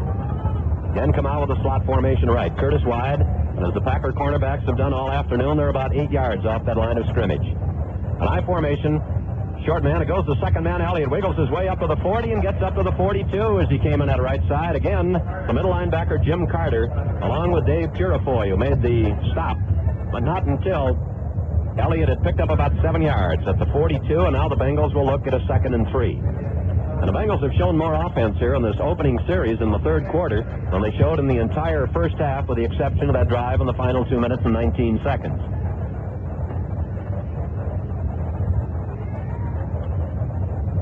As they break the huddle, Curtis again rather tight on the left side. Brooks split out about 8 yards wide to the right. The back split behind Anderson. The handoff goes to Clark, who works his way up the middle, and Booby plunges up to the 49-yard line for about another 7-yard crack before Purifoy can wrap him up and drag him down just short of midfield at the 49. So Clark and Elliott eating up yardage here in chunks of 6s and 7s as we open this third period. The Bengals have another first down. They'll move it back a yard to the 48. Booby had a very respectable average that first half, carried 6 times for 39 yards. That figures out to 6.5 yards per carry. Now John McDaniel has replaced Brooks as the flanker. He split out to the right. Handoff into the line, and finding the going hard this time was Linville Elliott as he tried the left side and over between Rufus Mays and the guard on that side, and Purifoy and Barber stopped the play. But he got a couple of yards, got the ball right out to midfield. A gain of 2, now 2nd and 8. In case you joined us late, Archie Griffin, the 2-time Heisman Trophy winner from Ohio State, is not even with the Bengals this afternoon. He remained in Cincinnati when it was discovered at midweek that he had suffered a cracked rib in last week's game against San Diego. Ike Curtis right, Billy Brooks off to the left. The Packers come across the line of scrimmage. Flags are down, and Anderson will be wrapped up and thrown down by Jim Carter. Not thrown down, just wrapped up and thrown back. The play had been blown dead, and Vern Holland didn't like the way that Carter treated Anderson and let the officials know about it. Well, we've got a change in that score up on the board now. Now it shows Baltimore leading Miami 17-14. So a correction of what we had, the 20-10 score with Miami leading before. So it'll cost the Green Bay Packers 5 yards. They were offside. It'll move it down to the 45, and now the Bengals look at a second down situation with just 3 yards to go for the first down. I wonder where that other score came from. That was up there for an awful long time. Sure was. No changes in the others. Yes, there is in one. New England now leading Seattle 31-0. Perhaps we did give you that one before. Bengals with a 2nd and 3 at the Packer 45. Wide men split on both sides of the field. The backs are split. Anderson hands off. Clark, the middle of the line, reverses himself, goes to the left, and gets about 3 yards, and they're hard-earned. He tried it straight up the middle, then veered off to his left. was dragged down by Roller and Carter. And now with another third down and about a yard situation coming up, Elliott and Clark go out. And Tony Davis and Pete Johnson, the short yardage men, come in. The ball is at the Packer 43, and it's 3rd and 1. 7-7, 10:25, the time remaining here in the third quarter. First series of the second half. Both lines bunched tight. Hand off Pete Johnson. He's got a big hole, and he's got the first down inside the 40, down to about the 37-yard line. Johnny Gray came up to hit him, but Pete Johnson just kind of ran right over him and dragged him for another couple yards, down to the 37, and the Bengals keep the drive alive with a romp of about 6 yards. Good blocking right in the middle of the line, pried apart that Packer defensive front four. Pete Johnson, of course, one of those big, long line of strong fullbacks from Ohio State, and the Buckeyes may have discovered another one yesterday in freshman Joel Payton, who had 4 touchdowns against Purdue. 1st and 10, the ball at the Packer 37. Wide men split on both sides of the field. Anderson goes back to throw. The blitz is on. Finds a man alone. Trumpy down at the 30. Spins away. Gets down to the 25, to the 20, and will be knocked out of bounds at about the 15-yard line. Just spun away from a Packer tackler, but a flag is thrown down at the line of scrimmage. And it's going to be a holding call against the Bengals, and Trumpy is shaken up where he was knocked out of bounds. Coming up to his feet rather slowly, and that one will be wiped out. The blitz was on, and Anderson found Trumpy out on the right flat. And the time is being called, and the officials are signaling, but the Bengals don't notice it, that they need somebody from the far side of the field to come over and attend to Bob Trumpy, and finally Dr. Timperman comes all the way from across the field to take a look at him. I think Trumpy had the wind knocked out of him. That was a great move by Bob Trumpy at about the 25 to 30-yard line. There's timeout on the field. Score Bengals 7, Packers 7. Discount this and discount that. Sales on this and sales on that. Why trek all over town to save a few pennies here and there when you can shop one automotive store with savings on everything in the store? That's right.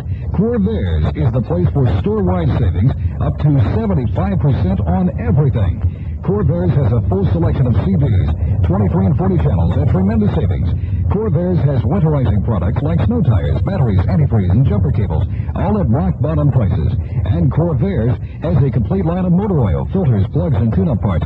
Corvairs has everything you'll need for your car or truck. So truck it over to Corvairs. Corvairs has the best selection, the best prices, and 2 locations to serve you. Corvairs, 2000 Corvair Avenue, just off Alum Creek Drive, and 3254 Cleveland Avenue, North Columbus. Look for Corvair's store-wide savings in the Thursday's Dispatch, Saturday's Citizens Journal, and the Sunday Dispatch. Once you shop Corvairs, you'll be back. Bob Trumpy just crossing the far sideline, going back to the Cincinnati bench. It was either something with his shoulder or perhaps he had the wind knocked out of him. Dr. Timperman and Mart Collins both walked back with him and walked all the way across the field, and Bob seemed to be all right. That penalty against Cincinnati for holding on that pass from Kenny Anderson to Bob Trumpy, which nullified the play and moved the ball back to the Green Bay 47-yard line, was penalty number 6 assessed against Cincinnati this afternoon. 6 penalties for a total of 50 yards, and all 6 of them have come at a very, very crucial time. Jim Corbett has replaced Trumpy at tight end. Bengals now have a 1st and 20. The ball back at the Packer 47.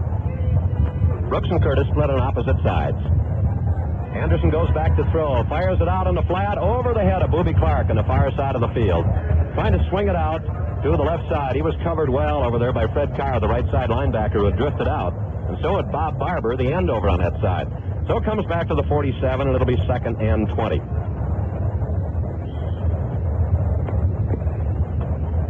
9.5 minutes left to play here in the third quarter. The clock has stopped. It's a 7-7 ball game. Both teams scored late in that second period after battling for about 26, 27 minutes without anybody putting anything on the board. Now it's a slot formation to the left with Corbett in the slot, both wide receivers up on the line of scrimmage, and Corbett goes in motion. Anderson back to throw, springs it out, catches that screen down to the 40, to the 45, 35-yard line, and out of bounds. On the far side of the field goes Elliott. That's that halfback screen. They have to wait for the 2 linemen, the center and the guard on that side, to pull out and set up the block on the linebacker and the cornerback. Then Elliott slipped inside, and finally Luke ran him out of bounds. The Bengals get about 12 in the play as he was pushed out of bounds at the 35. So it'll bring up a 3rd down now and 8. Those 2 safeties for Green Bay, Steve Luke, the third-year man out of Ohio State, and Johnny Gray, the third-year man out of Cal State Fullerton. They refer to them as the Hit Brothers.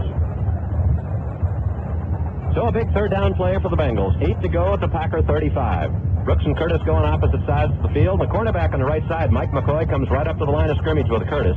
Corbett goes in motion, back to throw, goes Anderson, fires down the middle, incomplete, down at the 20-yard line. Curtis was coming across, and a flag is thrown back in front of where Anderson threw the ball. Roughing the passer is going to be called against the Green Bay Packers. A late hit on somebody, and with hands on hips walking dejectedly upfield is Ezra Johnson, a rookie, and it may have been assessed against him. So that will give the Bengals an automatic first down, get a break in the penalty department this time. And a walk-off will take the ball from the 35-yard line, the line of scrimmage, all the way down to the 20.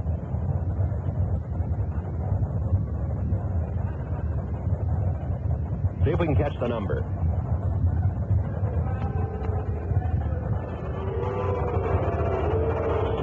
Couldn't catch it. We're windowed in here, so we can't pick up that PA outside. But it's down at the 20-yard line, and the Bengals have a first down at that point. Philadelphia has a 21-7 lead over the New York Giants. That game apparently is at halftime.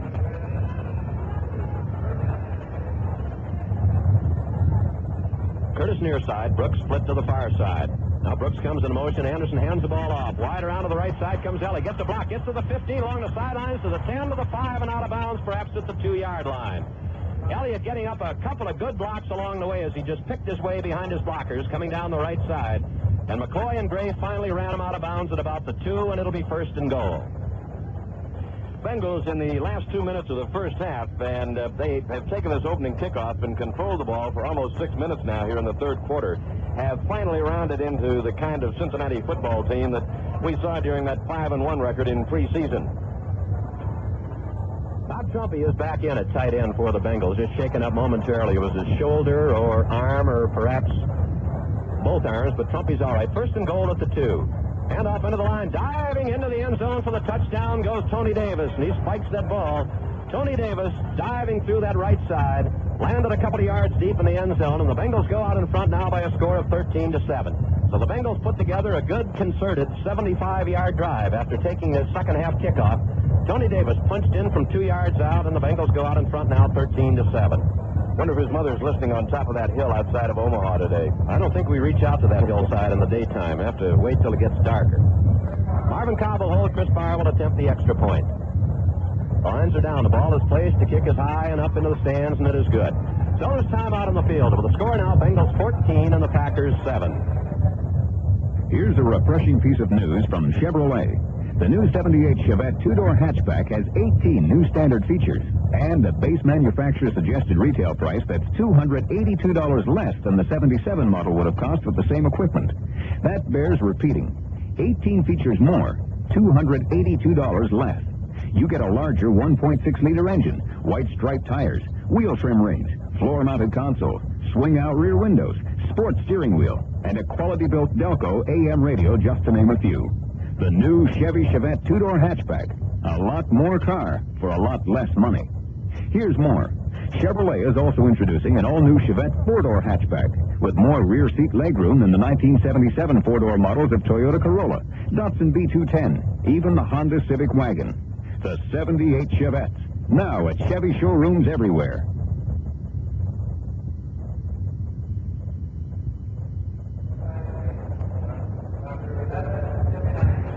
Here at County Stadium in Milwaukee, 9 minutes and 9 seconds remaining in the third quarter. The Bengals have taken a 14-7 lead. That Buffalo-New York Jets game is final, but the scoreboard is partially blocked by the stands to our right, and it's difficult to see. So we'll have to wait until we get that score, and we'll pass it on to you. But the Jets won the ball game. There's Barr's kick to Odom. It's high and it's very deep, way back into the end zone, about 5 yards, and Odom's going to try and come out. He's going to get to the 10, runs into his own man, and then knocked down at about the 18-yard line. Odom gathered that ball in about 5 yards deep in the end zone and came out with it. Jerry Anderson was the man who leveled him at about the 18-yard line. And Green Bay now has their hands on the ball for the first time here in the second half. They'll be starting out from their own 18. The Bengals defensively, with the same group, Bacon and Burley, Walter Johnson and Eddie Edwards up front. LeClaire, Harris, Williams. The defensive secondary the same. They send Odom out wide to the right and split the backs. Hand off and into the right side and getting very little as Barty Smith just tried to move in over the right side. An off-tackle power play, and Eddie Edwards was right there to stop it. And give Smith a couple of yards on the play. They put the ball out to the 20-yard line. It'll be 2nd and 8. Bengals lead it 14-7 now. 8:40 left to play in this third quarter.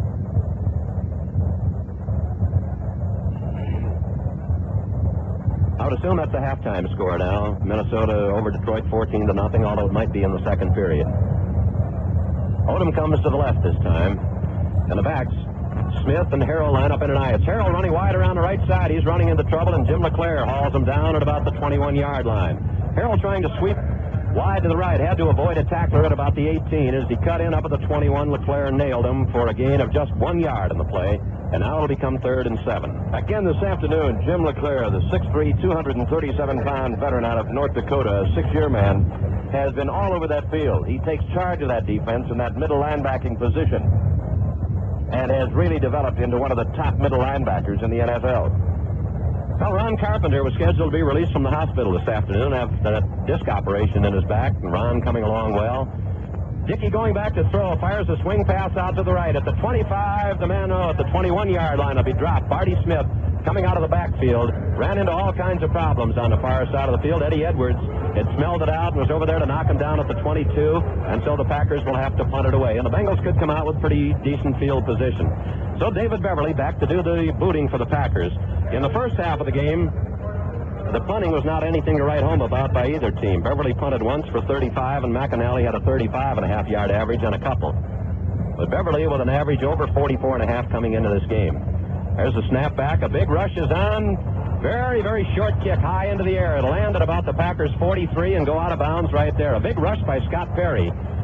And Beverly punted that ball right straight up in the air, and the Bengals will come out with excellent field position. So there's time out on the field with a score: Bengals 14, Packers 7. Over the last 25 years, computers have transcended from science fiction conjecture to reality. It's truly amazing the advances that have been made in computer technology. Solutions to business problems by computer systems have increased productivity in sales, manufacturing, distribution, and accounting. Interactive Information Systems, more commonly known as IIS, is a computer systems company that has developed people-oriented packages, giving companies and corporations throughout America that competitive edge. IIS offers innovative systems in database management, inventory management, and material requirements planning. For computer solutions for your business, call IIS.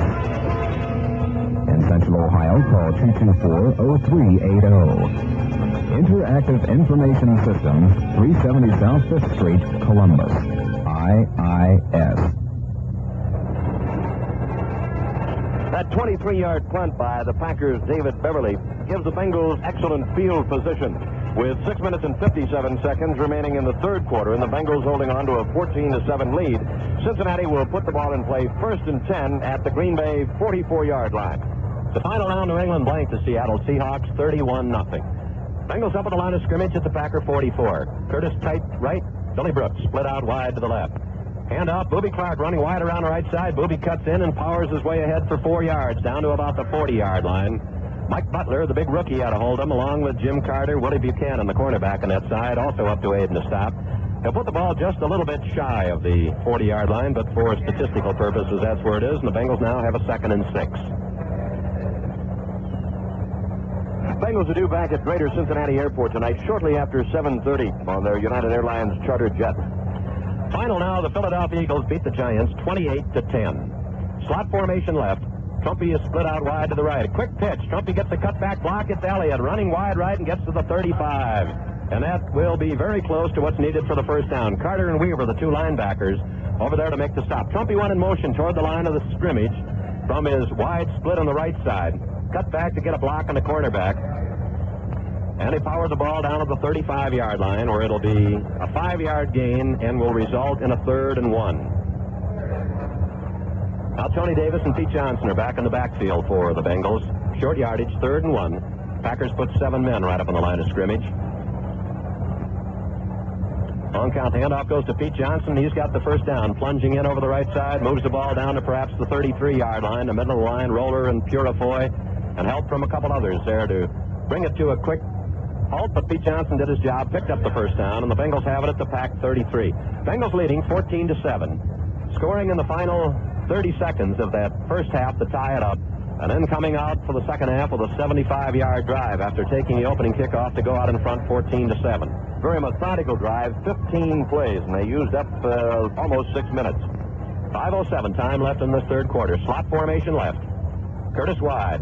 Handoff in over the left side goes Pete Johnson. There isn't much there. He gets maybe a yard, and that's about all. Brother Linville Elliott back in the ball game. Ezra Johnson, the other rookie, in at the right end spot in place of second-year man Bob Barber, made the stop. So there was no gain on the play by Elliott, and at the 33, it becomes 2nd and 10. Clock running down to 4:42 left in this third period. Final now, Oakland beat the Browns 26-10. The Browns got a late touchdown in the ball game. Wide men on both sides. Curtis far side, Billy Brooks on the near side. Packers come across and flags go down. Anderson back to throw. Fires it down. Brooks catches it on the 18 on a quick slant and goes down there. But flags were down. The Packers had jumped offside. If they were not pulled offside, the Bengals, of course, will take the play. Billy Brooks running a deep slant or perhaps a post, whatever you want to call it, went up high to grab the ball and went down, and Buchanan put him down right at the 18. Great reception that time by Billy Brooks. He had to make a diving stab for it. And that's one of the questions that fans have been asking this week. Why not throw more to Billy Brooks, a first-round draft choice a year ago? Coming into this ball game, he'd had only 5 receptions for 53 yards. So now Glenn Bujnak checks in. John Shinners goes out as the Bengals continue to messenger through their left guard. The offside penalty declined by the Bengals, and they'll take the ball down at the Packer 18. Brooks now has 3 receptions this afternoon for 31 yards.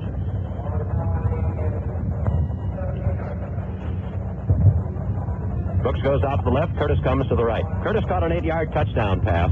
Those final few seconds of the first half to get the Bengals into a tie. Booby Clark and Elliott are the running backs. Wide split behind Anderson. Anderson to Clark up the middle. Hole is there. Booby gets down to the 15, tries to swing out to the left, and is going to be dropped right about at the 15-yard line by Steve Luke, the strong safety. Good, hard, punishing tackler. Clark makes 3 on the play to the 15, and it'll be 2nd and 7. Here in this third quarter now, the Bengals have had the ball for 21 plays. The Packers have run only 3 plays, and then were forced to punt, and that was that 23-yard punt by David Beverly that set the Bengals up in excellent field position at the Packers' 44. Now a double wing formation with Clark, the only back in behind Anderson. Out of the double wing to the left is Linville Elliott.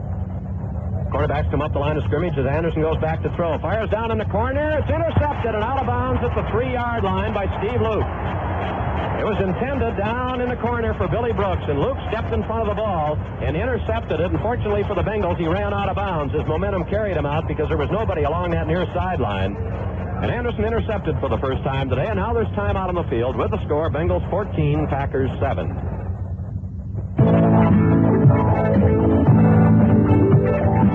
Sometimes the golden times will have to come on strong.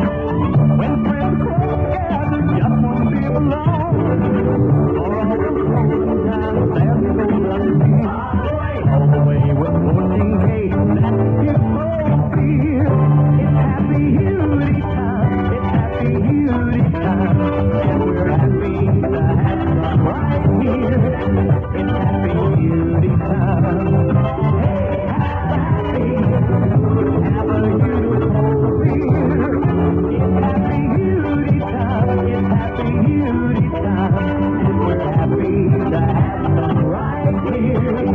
happy beauty time.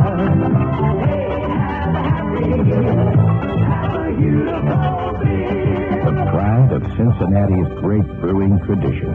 Beautiful Brewing Company, Cincinnati, Ohio. That pass interception by Steve Luke, the strong safety for the Green Bay Packers, 6'2", 200-pounder, third-year man out of Ohio State. Played for Woody Hayes, was drafted 4th in 1975. When he was at Ohio State, he played both corner, back, and center.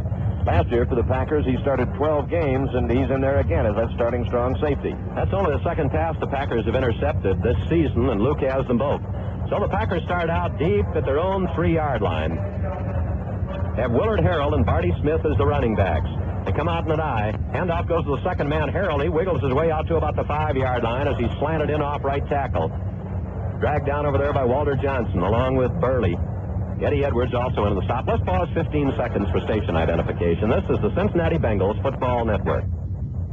This is the voice of the Cincinnati Bengals in Central Ohio, WMNI. Follow the football action of the Notre Dame Fighting Irish Saturday afternoons here on your sports leader, WMNI, in Columbus. Packers up at the line of scrimmage. This time the handoff to the second man, Barty Smith, and he plunges out to the 10 and gets out to the 12-yard line as he comes to the left side. Before he can be dragged down by Walter Johnson. Good blocking on the left side of the Packer line by big Mark Conkar, the second-year man from Colorado, and Steve Knutson. And they're just about a yard short of a first down out at the 12, and it'll be 3rd and 1. Nothing fancy about that play at all, just sheer power in off left tackle. 2:38, the time remaining here in the third period. Bengals lead the Packers 14-7. Bengals looking for the stopper right here again to force the Packers to punt from deep in their own territory. Smith and Harrell are running backs. It goes to Harrell in off the right side, and he gets to the 15-yard line and has the first down. Little Willard Harrell slanted in off right tackle, got the first down as he moved it out over the 15-yard line, in fact, to about the 16. Very slow to unpile. There's a big pile of Packers and Bengals right about at the point of attack. So it's 1st and 10, and Green Bay is out of that desperate hole they were in back at the 3-yard line. Clock running, we're down to just 2:05 left in the third period.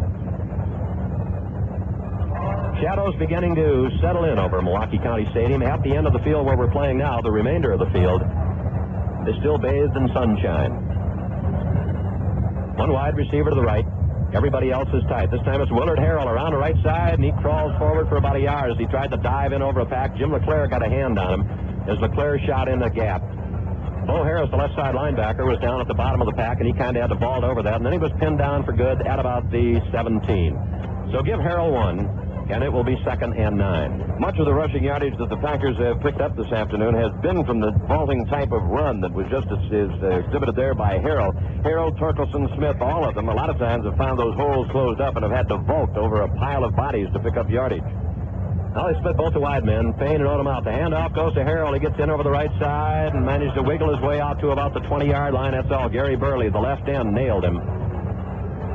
And at the 20 now, the Packers will look at a 3rd and 6. Hickey was 6 out of 11 in the first half of this ball game, so now Randy Vataha checks in to replace Bert Askren. They swing Odom out to the left, and ring Vataha out to the right. Parrish goes up on the line of scrimmage. Roddy plays back. Dickey goes back to throw. Looks, fires out, right flat. Is caught by Harrell. Gets away from one man at the 25. Comes up to the 30 and dragged down from behind at the 40 by Gary Burley. Swung it out in the right flat. Vataha got a good block. Harrell took it out over there. And then Lamar Parrish was kind of helpless over there as the blocker was coming over to help out. And Burley had to run him down from behind and finally hauled him down at the 41 after the play picked up 21. And Green Bay is really out of the hole now and moving at their own 41. That'll be the last play of the third quarter as we're down in the final 5 seconds now.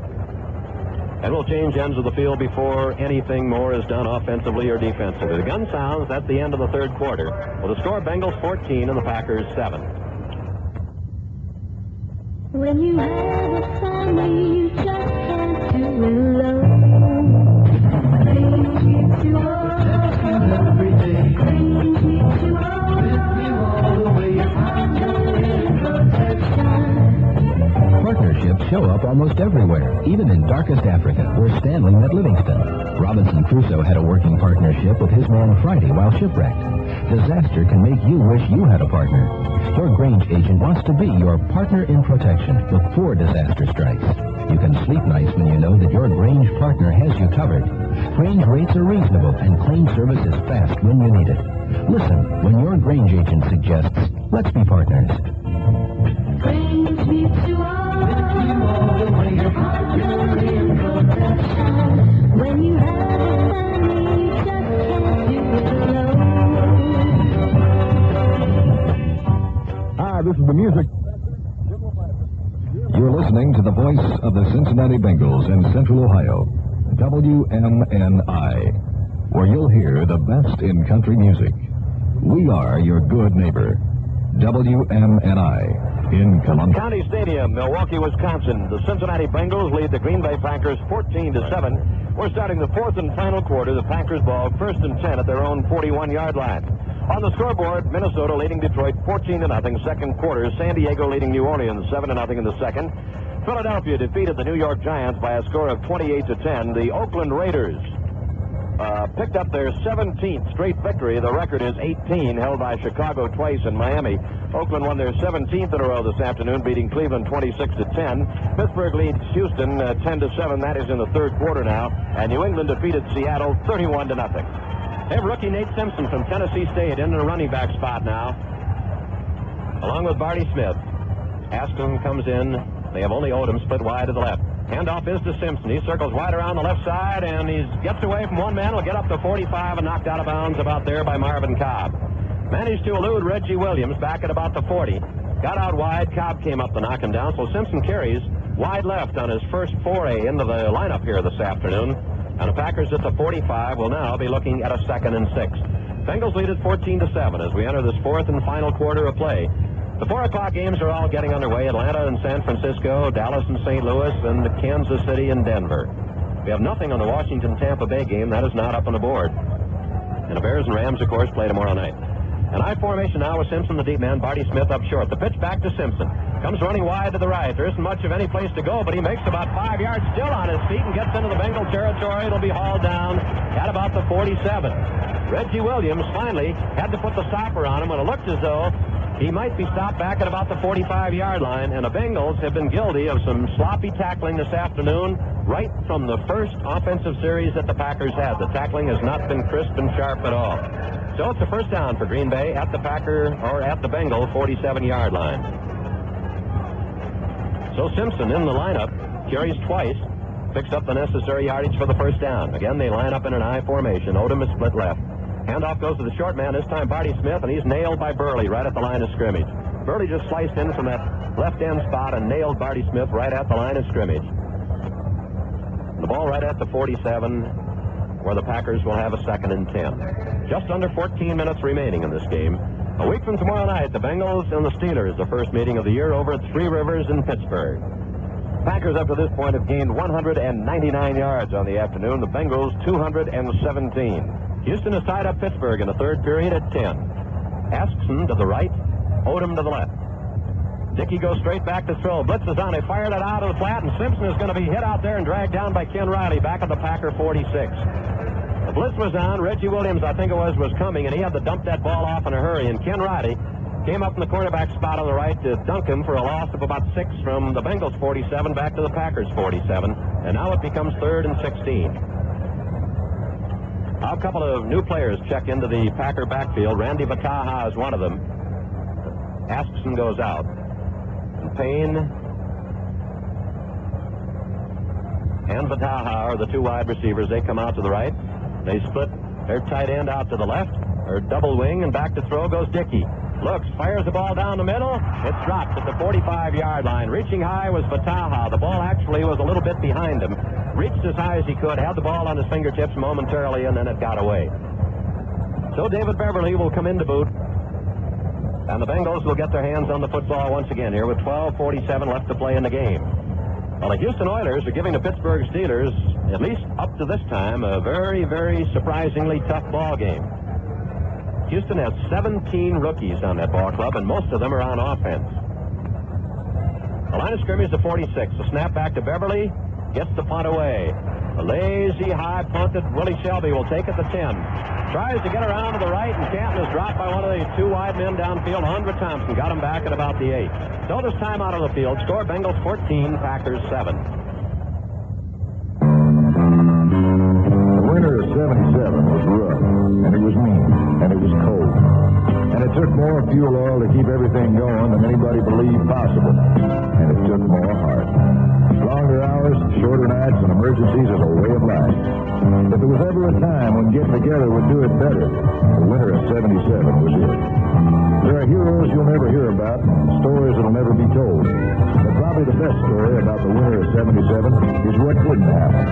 All the people who didn't run out of oil because their marathon fuel oil dealers got there in time. And when he got there, just doing it better is the only way he knows.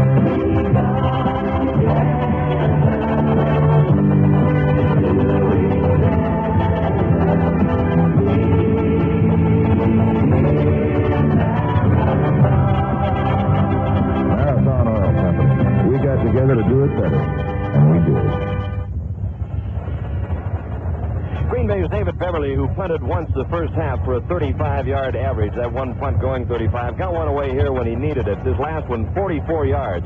And the Bengals, because of the change in field position at the end of the quarter, are now starting out almost exactly where the Packers started out when they got the ball with 3:38 to go in the third quarter. They started 1st and 10 at the 3-yard line. The Bengals are 5 yards farther upfield. They have it 1st and 10 at their own 8-yard line. 12 minutes and 37 seconds remaining in the ball game, and the Bengals lead it by a score of 14-7. The Bengals will be home 2 weeks from this afternoon to take on the Denver Broncos. The Broncos going for their 4th consecutive win against Kansas City this afternoon. And that Denver Bronco game with the Bengals is sandwiched right in between Denver's 2 games with the Oakland Raiders. Bobby Clark and Elliott, the running backs. Bengals come out with a slot formation to the left. Now Elliott goes in motion off to the right side, and the handoff goes to Clark. He goes wide right, cuts in. Booby gets out to the 10 and is hit hard at about the 11-yard line. He'll be swarmed down by 3 or 4 Packers there, led by Carter. They went to the same side that Linville Elliott was put in motion. Got the ball out to the 12-yard line, make it, so give him 4. And the Bengals now have a 2nd and 6. Both the home bench and the visiting bench here at County Stadium is on the far side of the field, and both coaches are at a disadvantage now because where they're playing, the coaches are looking directly into that setting sun. Curtis comes to the left, Bill Brooks comes to the right. Curtis has caught just 1 pass this afternoon. That was for the touchdown. And a handoff. Elliott sneaking his way through the line, breaks out over the 15, gets out to about the 17-yard line, and Clarence Williams in at the left end spot in place of Mike Butler got him, or he might have romped off a pretty long way because there was open field in front of him. And now Pete Johnson and Tony Davis check in on the 3rd and 1 situation at the 17. This has been the Bengals' operation this afternoon. Elliott and Clark have been the regular backs, and then when they go to the short yardage situation, 3rd and 1 or 3rd and 2 or 2nd down or what the case may be, why Pete Johnson and Tony Davis have gone into the game. Packers bunch them in tight. They have 7 men right up on the line of scrimmage. Bengals' offensive formation is tight. As Pete Johnson into the middle, Pete wiggles his way out to perhaps around the 18-yard line, just about what he needed for the first down. Ezra Johnson and a host of others, and just all depends now on where they're going to spot that football. They're still unpiling them down there, and you can't see what's what yet.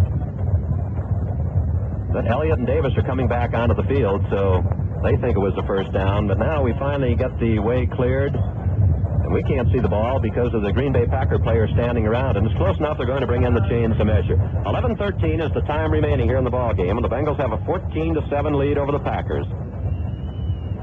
It looks like it's just about a half a yard ahead of that stake. It just did, just over the stake. Pete Johnson just picked up the yardage he needed. So the Bengals hold onto the ball here at their own 18-yard line and have the first down as they've moved it out from the 8. Clock shows 11:13 left to play. Bengals lead it 14-7, tying the game up late in the first half, then taking the opening kickoff of the third quarter, moving 75 yards to score. Clark and Elliott back in the backfield. Tight left, Brooks split to the right side.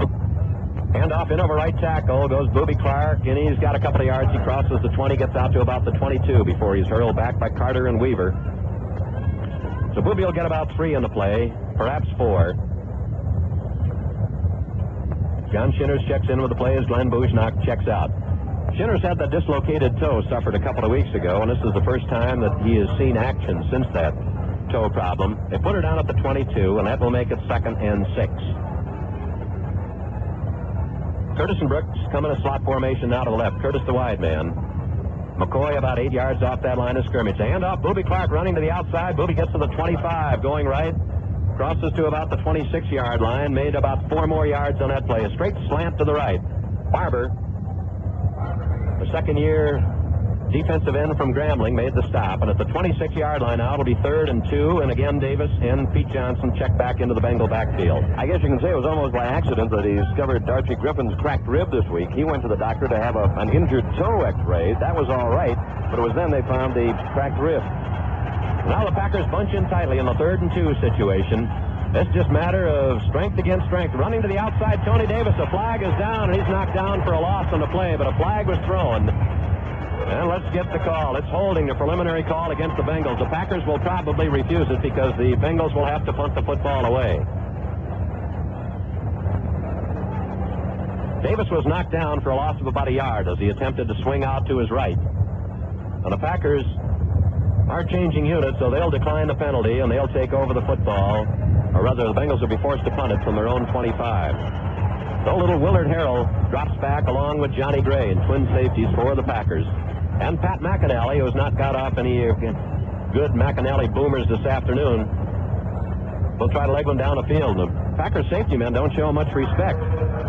They're only about 35 yards downfield. Harrell, the deepest man. In fact, less than that, he's only about 32. Now he's going to back up. He gets his sights readjusted a little bit, move back about 3 yards. Lions are down waiting for the snap, and there it is. McAnally gets the boot away, and it's right to Harrell at the 40. Now he tries to go wide around. Scott Perry gets him, drags him down back at about the 37. Scott Perry, one of the wide men, and that certainly was not much of a boot that time by McAnally. It only covered about 34 yards. And there's timeout on the field with the score, Bengals 14, Packers 7. Some people wonder, why spend money on replacement windows when they already have good windows in their home? Well, maybe some of these New Sash customer letters will help you understand why. Dear Mr. Johnson, I wondered about spending money on New Sash windows, but my reservations are now gone. My wife thinks they're beautiful and very easy to clean, but the amazing thing is that they keep the thermostat on 65 degrees all winter long, and our furnace only comes on 4 or 5 times a day instead of 10 or 15 times in the past. Thank you. Our New Sash windows are paying for themselves. Well, if fuel savings are important to you this winter, give Bill Johnson a call at 267-8396. New Sash is the only window with a good housekeeping seal of approval, and New Sash replacement windows are custom made for a perfect fit. Call Bill Johnson at 267-8396 and let him show you how to save up to 30% or more in heating costs. That 24-hour number again, 267-8396. Always ask for the original New Sash. Will put the ball in play, first and 10 of their own 37-yard line. Quarterback Lynn Dickey will have running backs Willard Harrell and Barty Smith in behind him. His wide receivers are Steve Odom, the 5'8" mighty mite from Utah, 174-pounder, and Ken Payne, the 4-year veteran out of Langston. Odom is the guy who ran back a punt about 90 yards here a few years ago when the Bengals were up here for a preseason game. They send him out to the left. The Packers ready to go at their own 37. Lynn Dickey fakes, goes back on play action to throw. Now he's forced out of the pocket, runs off to the right, looking still, now fires it a mile down the field, and it is incomplete over the head of everybody who jumped for it down at the 15-yard line. Bert Askson was the intended receiver, and Riley and Parrish were back there, and I really think Dickey just threw it away because he saw that he was well covered. He was flushed out of the pocket and had to drift off to his left, and then Coy Bacon could not get around a blocker to get over to him. Dickey just planted himself and let it go. So it comes all the way back to the 37, where it'll be 2nd and 10. That took 9 seconds off the clock. Clock is stopped now with 9 minutes and 20 seconds to go. Dickey 9 for 16 on the afternoon. He threw the 14-yard touchdown pass to Barty Smith. They put wide receivers on both sides, Smith and Harrell. In behind Dickey, 2nd and 10, Packers at their own 37. A straight drop back this time by Dickey. Looks, flips it over the middle. It's caught by McGeorge, the tight end, and he's dropped at about the 42. A little pass off to the left to Rich McGeorge, the tight end, who is drifting off into that flat. And Reggie Williams got over there to collar him at about the 43. So they got about 6 yards on the play, and the Packers now will have a 3rd and 4. Down to 8:58 remaining to be played in the game. The Bengals have a 14-7 lead over Green Bay. A week from tomorrow night, the Bengals and Steelers over at Three Rivers. 2 weeks from this afternoon, the Bengals and Denver Broncos at Riverfront Stadium. No report this afternoon on the Kansas City-Denver game. That's being played at Mile High Stadium in Denver, and that one just got underway about 20 minutes ago. Payne and Odom split on opposite sides. Dickey juggles the snap, but goes back to throw. Now he lobs it on the flat, and it's incomplete. Intended for Barty Smith. Right over there with him was Bo Harris, and they arrived at about the same time. And the pass was incomplete, so the Packers will have to punt it away.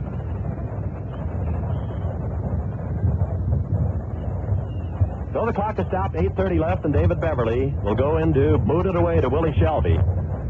The Bengals were going to have Lamar Parrish return punts, but when Parrish returned only his 2nd one this year, he came up with a case of bruised ribs, and that ended that. And Parrish has not been back there since. There's a snap back to Beverly. Again, a big rush is on. He gets a good high spiral away. Willie Shelby drifts over the right and then lets the ball go, and it bounces out of bounds down at about the Bengals' 18-yard line. So the Bengals will put it in play there. There's a timeout on the field. Score remains Bengals 14, Packers 7. See what's new today in a Chevrolet.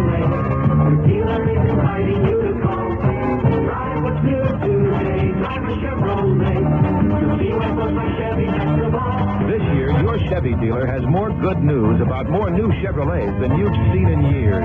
The new third-generation Monte Carlo, the new size Chevy Malibu, the new size Malibu wagon, the new four-door Chevy Chevette hatchback.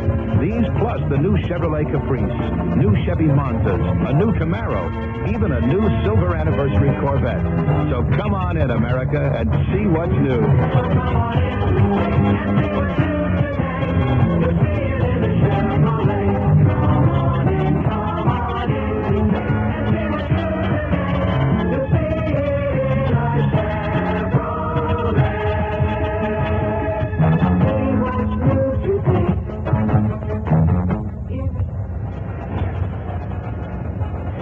Updates on the scoreboard now. In the third quarter, the Houston Oilers have Pittsburgh by a score of 17-10. In the first period, the St. Louis Cardinals lead Dallas 3-0. Bengals have it 1st and 10 at their own 18-yard line. 8:23 to go in the ball game. Bengals lead the Packers 14-7. Clark and Elliott, the running backs, has been a good bruising defensive struggle here. Hand off around the outside goes Elliott. There isn't much of any place to go, and he's going to wind up losing about 3 or 4 as he's really corralled by a couple of Packers on the far side of the field. One, Willie Buchanan, the cornerback over on that side. There just wasn't any place to go, and that one will cost the Bengals about 3 yards. Back to the 17-yard line. It'll be 2nd and 13. Clock running. We're down to 8 minutes remaining to be played in this game. Chester Marcall has missed 1 field goal for the Packers. The Bengals have not attempted a field goal this afternoon. Packers scored first. The Bengals tied it up in the final 30 seconds of the first half. Brooks to the far side. Curtis to the near side. And again, the cornerback's about 8 yards off that line of scrimmage. As Anderson on play action goes back to throw. Fires it down the middle. Trumpy catches it and goes down at the 39. Trumpy caught that ball right straight down the middle. And as he was hit, now Trumpy is down on the field at the 39. I believe he may have gotten it in the back as he turned around. Trumpy was facing around toward his left and then had to turn around and was rolling down looking toward his right as he came up with the ball. Johnny Gray came up to put him down, and he may have gotten a knee into Trumpy because Trumpy is requiring some attention down there at the 40-yard line. Marv Collins, the trainer, and Dr. Timberman are both out on the field with Trumpy. He's back up on his feet now. So the Bengals find that middle open, and Kenny Anderson hits Trumpy. That's the second time that Trumpy has been shaken up this afternoon. Bob Trumpy, of course, and Bob Johnson are the only original Bengals remaining, both in season number 10. And Trumpy has talked about the possibility before that this might be his final year of professional football. But that we shall find out sometime during the offseason, probably. The Bengals have 1st and 10 now at their own 40. The Cardinals have a 3-0 lead over Dallas. That's in the first period. Tight left, slot formation to the right. Bengals out at their own 40. Handoff goes to Clark, punches his way into the left side and gets perhaps 3 yards. He was hit right about at the 40-yard line, but he shook off one tackler and then got out and looped, along with Ezra Johnson, the rookie, who's been playing the end spot for the Packers much of the second half, combined to make the stop. So Clark was held to 3, and it'll be 2nd and 7 at the Bengals 43. Bengals lead it 14-7. Curtis comes to the near side. Bill Brooks goes to the far side. All teams this year have had their cornerbacks off about 8 yards on the line of scrimmage, the way the Packers have played all afternoon. The blitz is on as Anderson goes back to throw. He's got a quick out on the far side. Billy Brooks eludes one man down to the 40-yard line and all the way down to the 35. A good move on that deep out by Billy Brooks over on the far side of the field. The blitz was on. 2 linebackers were coming. And then Brooks caught the pass, stepped away from the cornerback over on that side, and actually made about 7 or 8 more yards to the point where he caught the ball down to the Packer 35. So that play is good for 22 and a quick first down. Good move, as Phil said, by Billy Brooks, and you could almost see those wheels spinning as he took that pass, anticipating what that defender was going to do. And it was a one-on-one, head-on-head duel at that time, and who was going to outguess who? Kenny Anderson 12 for 16 now for 167, and of course the 1 touchdown. Slot formation right. Hand off to Clark, the first man into the left side, and Booby fights his way forward for about 3 or 4 yards to the 31. Jim Corbett, the tight end, blocking on that side as they ran the strong side slant. And again, Ezra Johnson was the man who was in on the stop. This Packer defensive front 4 has been completely rebuilt this year. Mike McCoy, of course, held down that left tackle spot for a number of years. At one point early in the season, the Packers switched him over to offense. That didn't last long. Then brought him back to defense, and then finally shipped him off to the Oakland Raiders. So Mike Butler, the rookie, has taken over at one spot. Now Ezra Johnson and Bob Barber in there with Purifoy and Roller as the tackles. Corbett goes in motion out to the right. 2nd and 6. Bengals back. Stumped out to Linville Elliott. He gets the block. Cuts inside. Gets to the 30. Down to the 25. To the 20. And will run out of bounds inside at about the 19. Forced out of bounds by Gray and McCoy. He had to wait until Bujnak and Bob Johnson could get over there for the freeing blocks on that halfback screen left. And then he cut inside and had the room then and got it down to the 19-yard line. So gain about 12 yards on the play and another first down. It's great to watch the blocking develop on that halfback screen. You see Elliott come out there and take that pass, and you think to yourself immediately, he is in deep trouble. And all of a sudden you see Bujnak and Bob Johnson coming out there and setting up to take out the men they're supposed to, and Elliott finds the running room he needs. The Bengals right down near the shortstop position on the dirt. Hand off to Booby Clark in over the left side, and Booby crunches his way forward inside the 15, dragging a couple tacklers with him and gets it to the 14-yard line. Man who had him was Clarence Williams. And he got some more help before Booby dragged it ahead for about 5 yards to the 14-yard line, and it will be 2nd and 5. And with that, Glenn Bujnak checks back into the lineup. He and John Shinners are the messenger guards this afternoon. Shinners, number 64, trots off the field. Bujnak has come in with a play for Kenny Anderson. Clark unofficially has 17 carries for 86 yards this afternoon, and that's 5 a pop. Time remaining 4:25. Bengals lead it 14-7. Threatening again. Billy Brooks goes in motion from left over to the far side of the field. Anderson with the ball drops back, sets it up. Brooks is open, but a flag is down to the 15. Is tripped up to the 13. Vern Holland, after a guy, that's McCoy over there. He gave Holland a shove, and Holland took exception to it, came back and let one fly at him. And two teams quickly get over there to break it up. The flag was thrown right over near the point where the ball was caught. Holland was pulling out over there. He may have thrown a block at McCoy, or it may have been a clip. Let's see what it's going to be. Suki usually doesn't get rattled like that, but he kind of took exception to that shove. It was absolutely useless by McCoy because they were away from the play and the play was over. Then Holland let one right fly at him. May hurt his hand. We'll see what the penalty call is. The Bengals are going backwards, so I would assume that it is going to be against them. Let's get the preliminary call. It's an illegal procedure against the Bengals. And Holland has gone off the field. I don't know if he has been ejected. Did not. No, he's still on the field. Officials still trying to decide this one, just see what they want to do with the ball. We've got unsportsmanlike conduct against the Bengals, unsportsmanlike conduct against the Green Bay Packers. That's McCoy and Holland. So that will nullify the play. It'll come back to the 14-yard line, and it will remain 2nd and 5. And many of the 53,653 in attendance didn't like that call. They actually sold 54,687 tickets today. So that means there were 1,034 no-shows. The attendance, 53,653.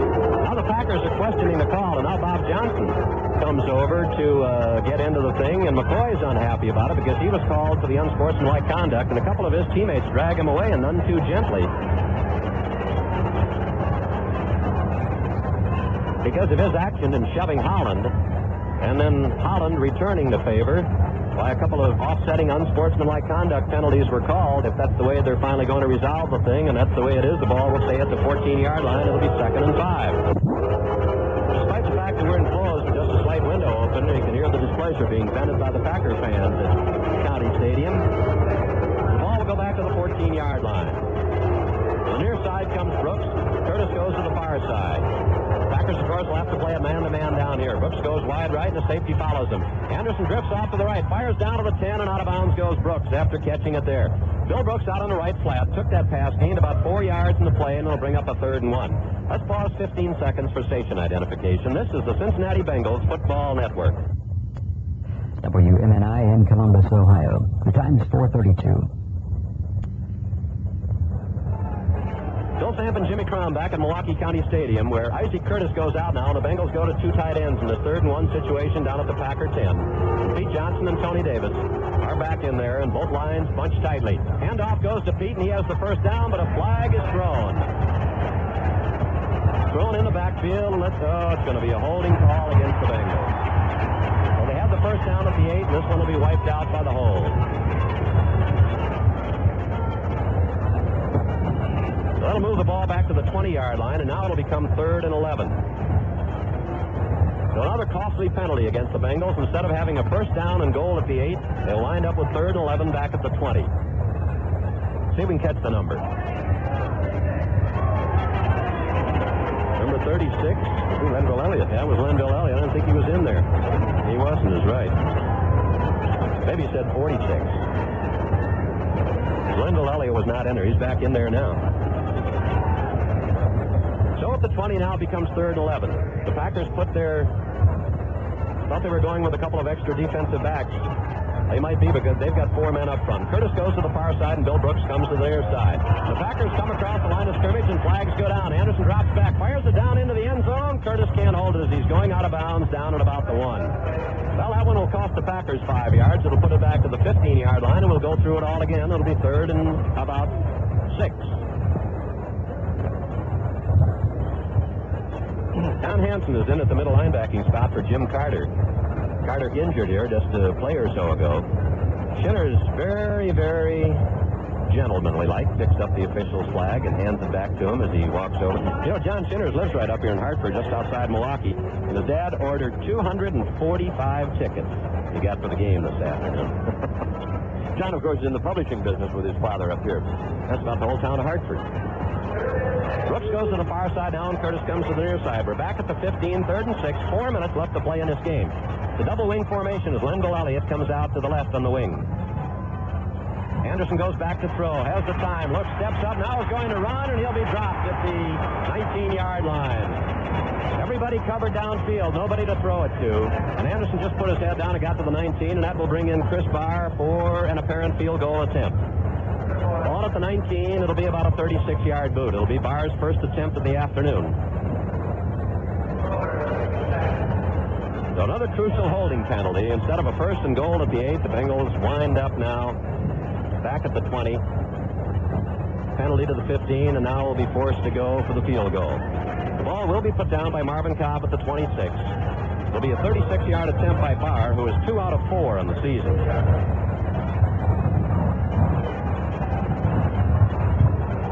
1 for 1 between 20 and 29 yards, and 1 for 2 between 30 and 39.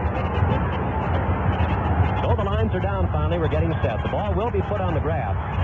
Down, the kick is up in the air, and it is no good. It's wide to the right. So both Marcol and Barr have missed from 36 yards out. The score stays 14-7. That was a mighty, mighty big field goal. With 3:37 left, of course, the touchdown would tie the game. So the Packers will take over. They'll have the ball at their own 20-yard line. Dallas has tied up the Cardinals. They're 3-3 in the first period now. Houston still holding that 17-10 lead over the Steelers in the 3rd quarter. San Diego 7, New Orleans nothing. That was the halftime score. Minnesota ahead of Detroit 14-0. That was also a halftime score. Oakland beat Cleveland 26-10. So the Packers send out Payne and Odom. Out wide to the left. The back's in an eye. On play action, Dickey back to throw. Had to sidestep a rush. Now fires upfield. Intercepted by Bo Harris at the 30. Bo runs it back to the 25. Bulldogs his way down to the 20, and he'll be down right there. Bo Harris reached up high, grabbed that ball off his fingertips, and a couple of other players start shoving around, and one Bengal grabs a Packer and throws him away. Then a Packer throws a punch at him, and so they start shoving around on the far side of the field. But Bo Harris, with a big interception after Dickey had to step out of the pocket because of a big rush, was knocked off balance when he ran into one of his own running backs and then threw it straight up the right side, and Bo Harris picked it off at the 30 and kind of ran those last 5 yards like a halfback, just plowing along with a couple of Packers draped on him. And the Bengals get their second interception of the afternoon. They've both been by linebackers. Jim LeClaire picked one off in the first half, and the Bengals have the ball right back knocking at the door at the Packer 20.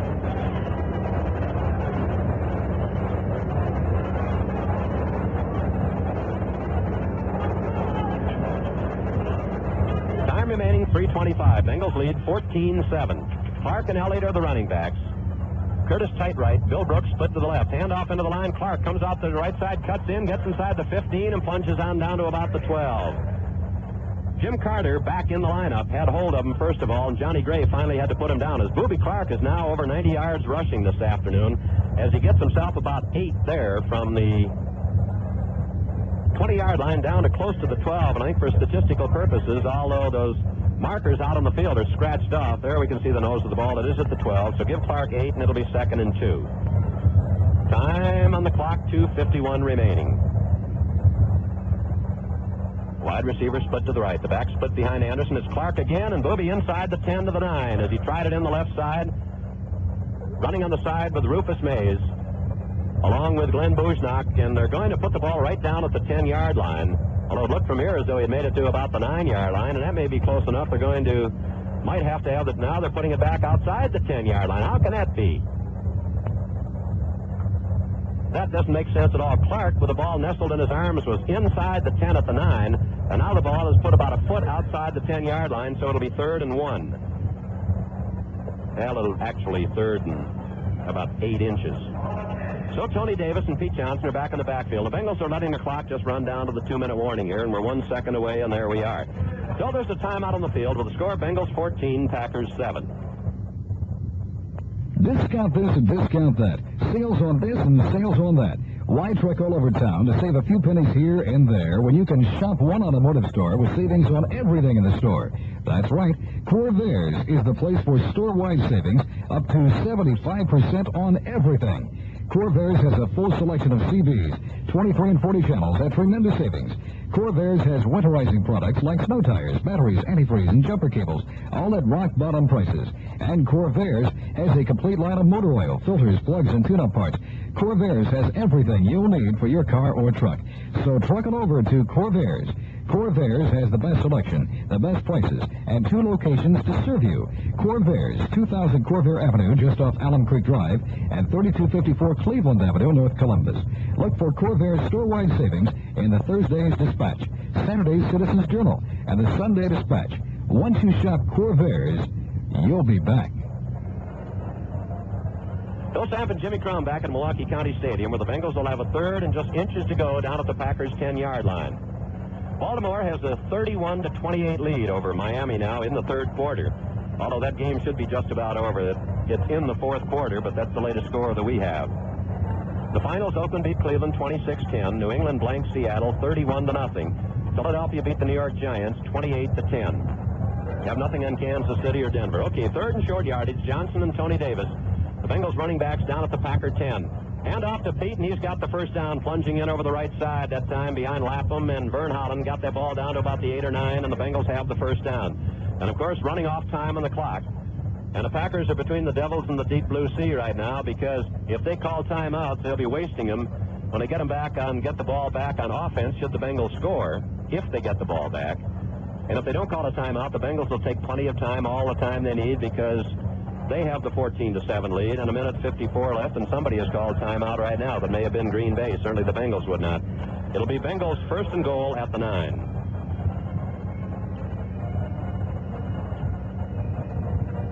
Clock is stopped with 1:54 remaining to be played. Week from tomorrow night, the Bengals play the Steelers over at Three River Stadium. In 2 weeks from this afternoon, we'll be back at Riverfront for the first time in 4 weeks to take on the Denver Broncos.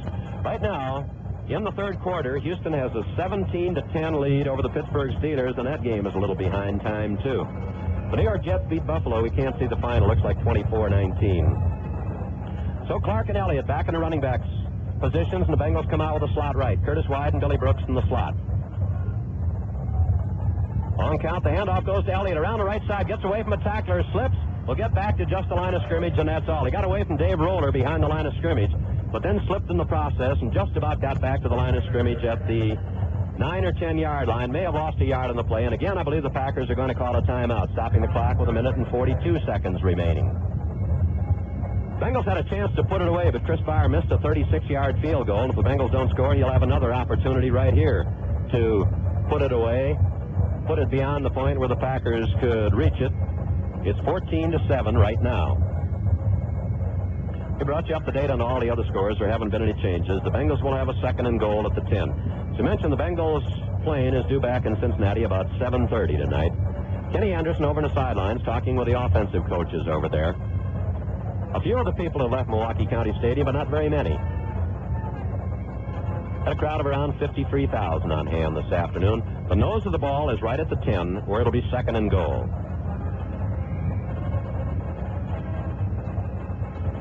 The Packers again have called a timeout.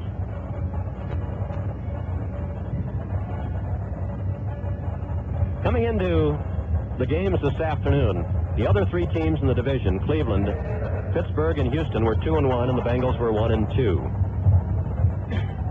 So back to action. Up to the line of scrimmage. The Bengals with a 2nd and goal. Clark and Elliott are the running backs. One wide receiver off to the right. Handoff into the right side. Clark down to the 5, and the flag is thrown as he gets to the 3-yard line, and I believe that the Bengals are going to be called for holding, and I think maybe it'll be John Shinners. So the penalties have been absolutely brutal, coming at the wrong time this afternoon. And Booby Clark had made it all the way down to the 4-yard line and would have just about hit the 100-yard mark in rushing if that play had not been nullified by the holding penalty. I don't know that it was against Shinners, but he was on the ground and very disgusted when the call was made. That's the 8th penalty against the Cincinnati Bengals. That takes it back to the 20-yard line. It'll be 2nd and goal. It runs some time off the clock, which is stopped with 1 minute and 38 seconds left to play. Clark on that play made about 6 yards, and that would have put him over the 100-yard mark for rushing, but it was wiped out by the hold. But now Curtis goes to the right and Brooks comes to the left. Clark and Elliott with a wide split behind Anderson. Bengals with a 2nd and goal. Anderson goes back to throw. Swings it out to the right. It's caught by Elliott. He's down. Gets away at the 15. Goes down to the 10 and gets all the way down to the 8 before Ezra Johnson can hit him from behind. He broke a tackle at about the 15. One man had him around the legs, and he got the ball all the way back down to about the 7-yard line or 8-yard line. And now flags go up in the air again. Belatedly, they're just thrown now. And let's see what this one's going to be.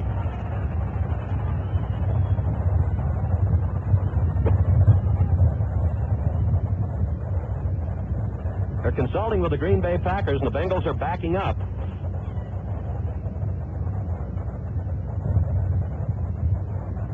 They're still talking about it. It's going to be walked off against the Bengals for the minute 21. This one will take it back to the 22-yard line. Rufus Mays may have been called for a personal foul on that one. I don't know what. It is against Rufus Mays, but it's unsportsmanlike conduct. So a penalty wipes out another one. That's the Bengals' 9th penalty this afternoon, and that continues to be just a real bugaboo. It's not only the number, but it's when they occur that have been killing the Bengals' offense. Well, it'll remain 2nd down, and we've been stuck on 2nd down now for a long time, or 3rd down. Yeah, the down had elapsed, and the call was against him after the whistle had blown. So it's 3rd down, and the Bengals are back at their own 22. Anderson with a handoff, bolting down to the 15-yard line, down to the 13-yard line goes Lenville Elliott. And that'll make the field goal situation just that much shorter, and in comes Chris Barr. Clock down to 1 minute 10. The Packers, I believe, have just one timeout remaining, and now they have called it. Stop the clock with 1 minute and 9 seconds remaining. 3 timeouts have been called. The last 2 have been charged against the Packers. I'm not sure about the first one. So the ball is at the 14-yard line. It means Barr will try it from about 31 yards out. The Packers call a timeout to give him a little time to think about it. The ball will be put down in the dirt. Barr, just a short time ago, missed from 36 yards out.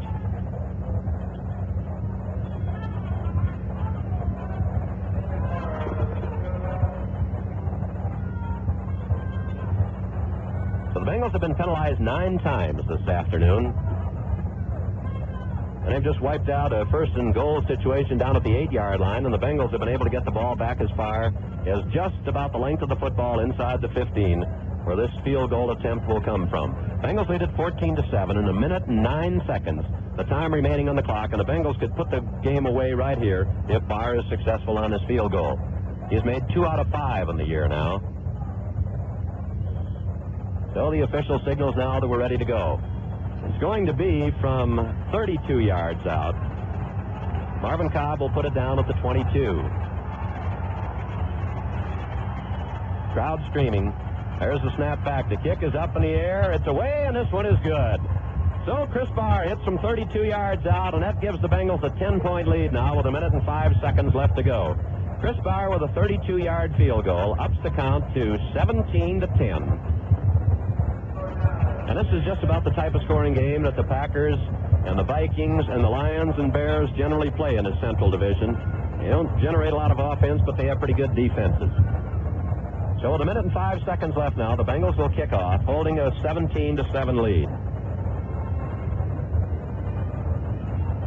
Steve Odom will be the deep man when the Packers finally get things talked over and decide who they're going to put where as they're still huddled up and talking as Barr goes back into the shade at the 35-yard line.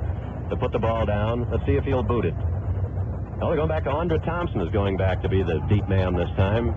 Number 43, and he's flanked by a couple of men at about the 20-yard line.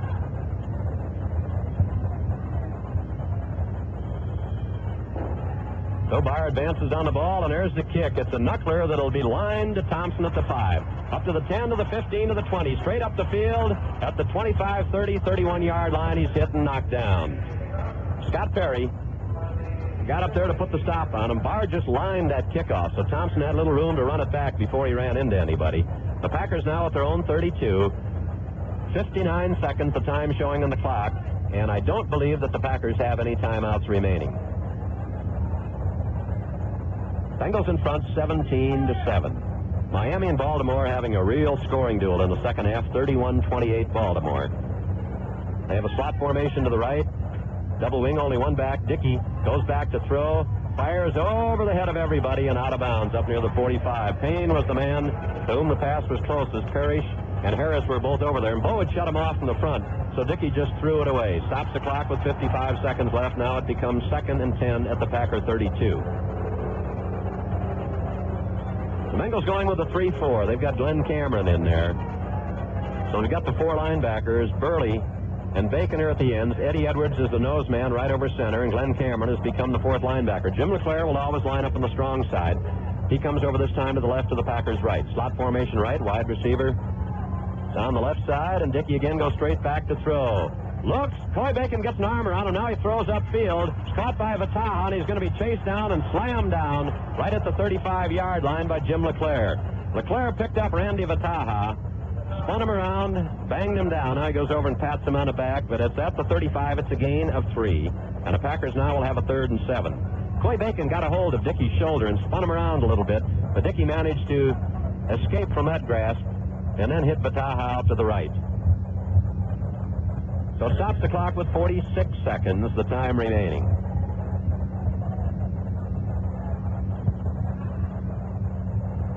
Dickey drifting off to his left, back to throw, looks, fires upfield, incomplete and almost intercepted by Riley up at midfield. The ball went through his hands as the receiver, Ken Payne, was overthrown. And that will bring up a 4th down, and the Packers have 7 yards to go. And, of course, they won't boot the ball. It doesn't do any good at this stage of the game. They'll go for it. They trail 17-7.